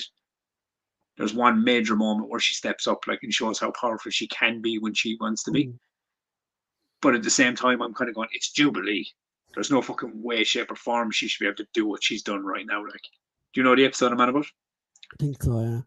When she was fighting, when they were all fighting Magneto, when he was like in super fucking mode, and she just like Bella wasn't fucking like asunder and fucking. I Yeah, was but kind of going, wow. she can do stuff like that in the comics. She can. Oh, she can, but it's Jubilee, you know. So I was kind of going, no, I'm not buying it. But no, all jokes aside, my Sunspot, it's his name, and it's Rodrigo. Yeah. Yeah, I didn't really gel with his character at all. Anytime he was on screen, I was kind of going, all right, get to the next scene. I kind of. I think like his worst part, I think, where he was like, "Oh, I'm with Jubilee all along. Oh, I'll just join Magneto then." Yeah, that was it. It was kind of like there was one or two moments, but I said that to you as well as there was one or two moments, like because I once said this was like it was nowhere near a perfect show by any means. There was a lot of kind of things where I kind of did roll my eyes at it at times. But there was way more good in it than there was way more things I liked than I didn't. Like, can I just get into the episode where they're all fighting Magneto because that's the one I really want to talk about. You know, you've read a lot more X-Men comics than I have. Possibly, but anyway. Yeah, you would. I'd say you'd have a little bit more knowledge, but when and I and the running joke is right is does Scott really hate Wolverine that much that he's like he can't be logical enough to go like, no, fuck, we can't. Like Magneto's on a fucking like on a bender at the moment. Now he's looking to fuck people up, right? Should we send Wolverine with Jean and the guys because like he's got fucking like adamantium in his body, but then in his own psyche he's like, no, Wolverine wants to bang fucking Jean, so he's coming with us to fight Magneto, knowing that Magneto could fucking like it was a do what he did to him. But let me ask you a question, because I couldn't believe that they did what they did anyway. Like the whole adamantium being ripped from his body scene, like straight, and even the way they designed the shot, it was straight off the fucking page of the comic book. The comic straight off the page. So do you think that they're gonna in the next season they're gonna go feral Wolverine like? I'd say they do the whole bone claws and everything like. Yeah, the bone claws, the feral fucking beast mode, fucking. Do you know what I mean? Because I thought it was fantastic. The fact that they're gone back in time and they're doing a whole apocalypse arc kind of prequel future thingy, that's fucking cool. That's like a brand new kind of design. But as a whole, Cyclops, I liked a hell of a lot more in this season than I did in the originals. I thought the duality of like I did see one funny thing where it was like, he was like, I'll do everything in my power for this child, and just leaves and sends him to the future.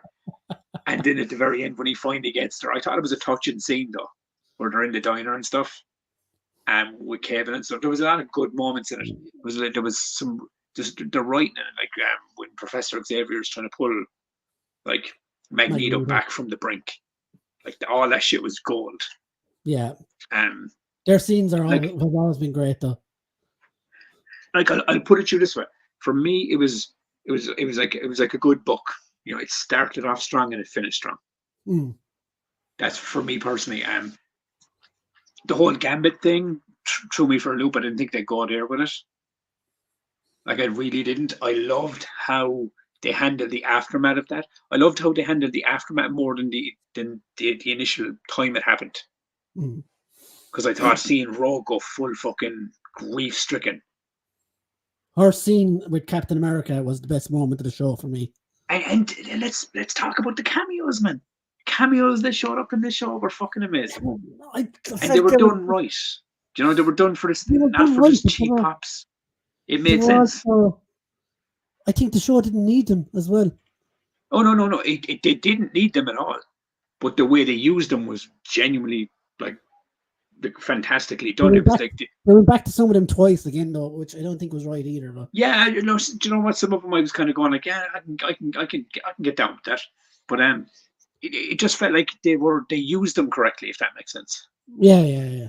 Oh, no, I mean, like, because like they're all stopping in the streets looking up at the same thing that the X-Men are fighting. Do you know what I mean? It's like fucking. It's like it just seemed like the stakes around all of these characters were real, you know. And I liked the shit out of it, dude. I loved Morph in this. I thought Morph was cool. Transformations were fucking class. They were super cool. Like, and there was even like one or two moments where he turns into the Hulk and he's like Morph smash. It was like he's very aware. He's just imitating this fucking dude. There was a lot of Like cool moments in it. some of the times he changed, I was watching it, and my brain didn't catch on. I was like, where the fuck did that character come out of? Yes, In it the just first kind of like episode, it was there, you know. he turns into Archangel or one of them, and then But anyway, obviously, like you know now, obviously because you know more about the X-Men comics than I do, because you have actively read more. But Gambit now is going to become dead, I'm assuming, right? judging from the Yeah, with the apocalypse, last, and the I didn't last even fucking click thing, that at the end of it. When you were to tell me that, it was like, oh, that's Gambit's card he picked up. I was like, oh yeah. fuck me, okay, now I know where this is going. But I I will say, as I said, is like as much as I loved it, there's still things about it that I was kind of going, either felt rushed or a missed opportunity. Like Madeline, what's her name? Fucking Goblin Queen, Madeline Pryor. Madeline Breyer. It's like that episode felt like that should have been what the last three were, like that entire 3 episode arc. That episode was so fast, and It was just it it was felt like like it was 3 episodes thrown into a half an hour. it was like, oh Scott, I love you. Okay, you're a clone. Oh Scott, now I'm a whore. Oh Scott, now I'm leaving. Yeah, And all this happened in the space of 40 minutes, like, and I'm like, what the and fuck?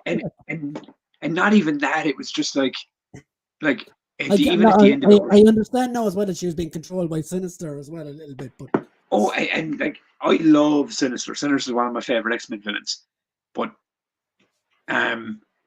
even at the end, like the last episode, like to see the way he was defeated. yeah, that was brilliant. I loved it because, and not even so much. And it's little nuances that I appreciated. Right, it was like, because you remember how the first episode of the X-Men cartoon started with whole the thing with Morph and everything, and with Sinister, and then when he's all fucked up and frail looking, and he turns to Morph and he was like, "Show me my face," and then Morph shows him. He was like, "Oh, fucking." I just thought it was Morph had the upper hand on him right in that moment. Yeah, I was like, "That's a full circle moment right there." Like there was a lot of those moments in it that really, really, I really enjoyed.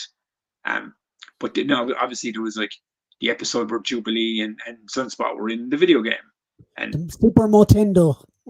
Yeah, it's Super Motendo, and it was good, but it kind of where was Longshot? like when it happened, when that episode started, I was kind of, it was like, do you ever watch The Simpsons? And you're kind of going, oh, okay, it's this episode. That's kind of the same feeling I had with the fucking Jubilee. I was like, oh, okay, it's a Jubilee episode.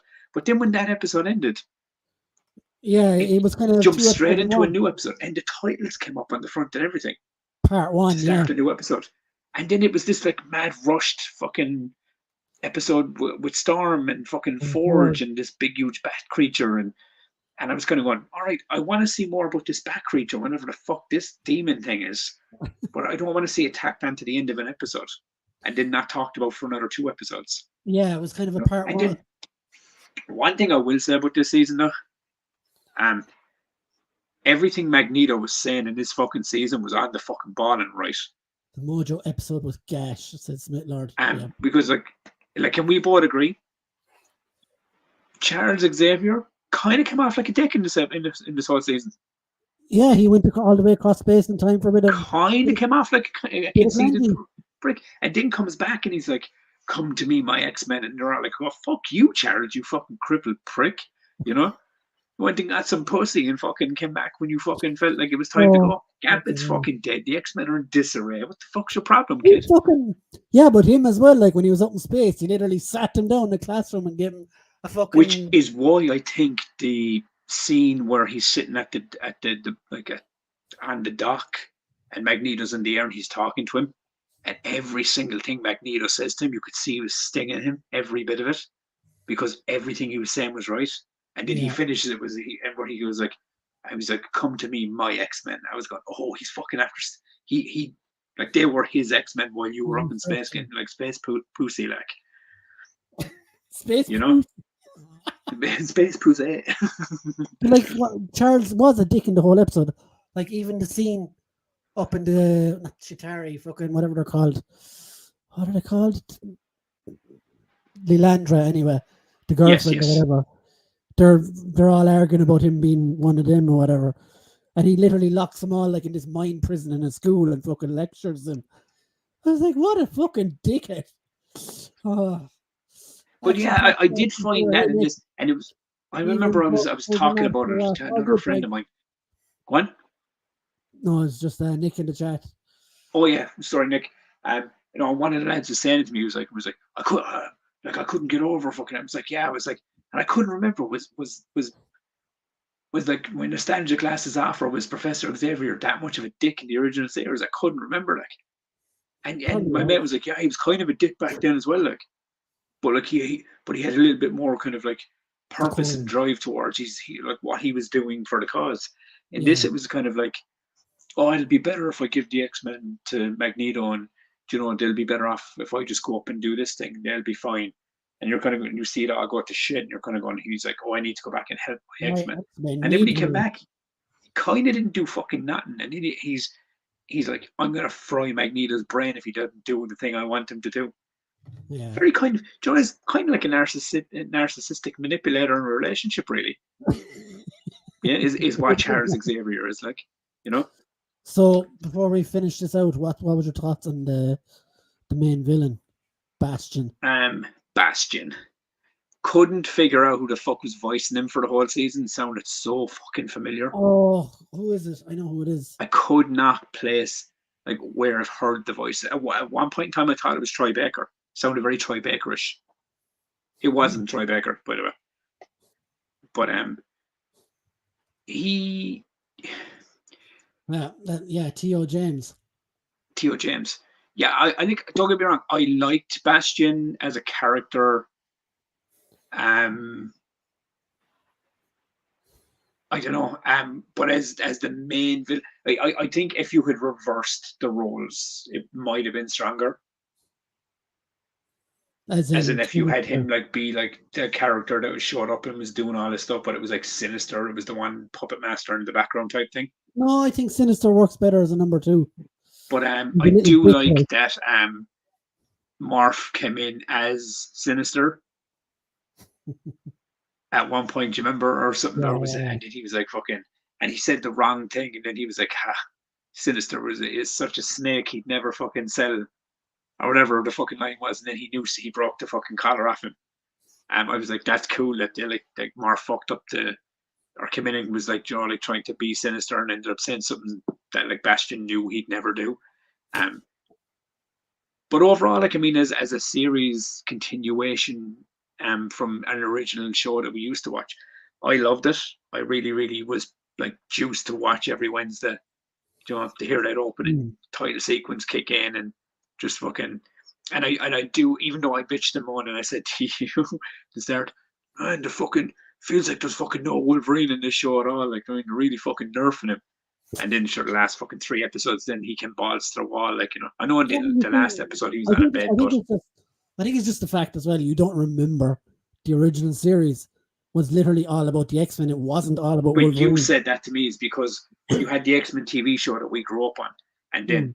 all the movie stuff came in, all the Everything games since came in. has been It was Wolverine. all Wolverine focused, and so we've always looked at Wolverine as like the main character. Even In the our later years, even the following animated show from that series, yeah. Wolverine and the X-Men, it was called. Like, so. Now I will say one thing: I dug the shit out of another thing. I dug the shit out of the fact that when they were all going like to fucking to war, and they all like suited up in their original kits. Like in another way, it made no rhyme or reason for why they did it. For us to cheap plug to see him in the different It was suits. just cool as fuck. That's all it needed. But I fucking exactly, it was a cool as fuck moment where they're all walking out in their suits and fucking yeah, there was the highlights of it were like for me they were like I thought Cyclops was done for me personally. I thought Cyclops I gelled with him a lot more in this season than I did in the original show. I always thought he was the Boy Scout annoying cunt in the original one. But I don't know, he still was in this, but I don't know, there's just something different about like he's way the whole more thing with human. Cable and the child and Jean Grey and fucking everything. There was a lot more going on with him, and I thought it was cool. Nightcrawler, I thought, had a lot more time to shine in this, Mm. you know. which was a pleasant surprise. As well, I really dug it. But yeah, I mean, as I said, Joe, there was a lot more things I liked than I didn't like in the show. And for me, if a show does that, I'm always kind of like appreciative of it, and I like that. For me, my favorite moment of the whole show though was when Gambit fucking set that big massive sentinel all off. Yeah, like he went out like a boss, like, didn't he? Yeah, he did in the original show. Yeah, he did. He went out like a fucking absolute boss, like. In the original show, you often see him like throwing the cards and stuff, and something would blow up, and it wasn't really that. But it was, and even in that one shot, like that one sequence, like I've heard so many people shit on the Gambit character, going, "Oh, he's such a fucking irritating cunt." See you later, dude. But he's like fucking such a shitty character, and he's such an annoying character. But it was just that one sequence alone showed you the kind of character he was at the core. It's like yeah, he's like full of ego and fucking, all this kind of like, like shit talk with her, but he's willing to throw it on the line to save the day or be the man, to kind of help the group or whatever. He like stepped up in the biggest ways, basically the best way to put it. So what would you give the show out of 10, Tubbs? I'd give it a solid 9, dude, for entertainment, and entertained me to no end. Yeah, I would give it a 9 as well. Like, I'm very aware it has flaws and there's issues with pacing and things. And as you said to me, it's probably because they only had the 10 episodes. Do you know, if they had more episodes, they probably could have flushed it out a little more. Jono says, I think as well, we're so used to long form storytelling, whereas back then, yes, it was very short form. Yeah. To be fair, back in the 90s, you could put Wolverine in any comic and it would sell gangbusters. Wolverine was crazy over with the fans. He was, and this is why Wolverine became the main focus going forward. Yeah, okay. I'll take that. So yeah, that's us for tonight anyway. Yeah. I think we're good and done. Next week, Tubbs, or the week after? Let's make a decision right here, right now. I don't know. That would be like you make the decision and you tell me when to show up. That's strange, as 9 is the age Daphne Keane was when Tubbs turned 35. Fuck you, prick. I said it. I'm not even getting into it more because I get fucking cancelled if I go into detail. Whatever you say, don't ask Tubbs about his. I was trying to prove a point and I was right anyways, Lord. What's that? Oh yeah. Don't ask Tubbs about his thoughts on Leon. That's all I'll say. The French guy. The movie.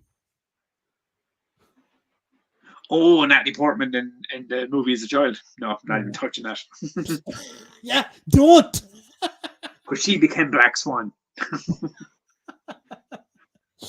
Oh, okay. We will see you next week or the week after, guys. Have a great weekend, what's left of it, and we'll see you then. Bye. Bye, God.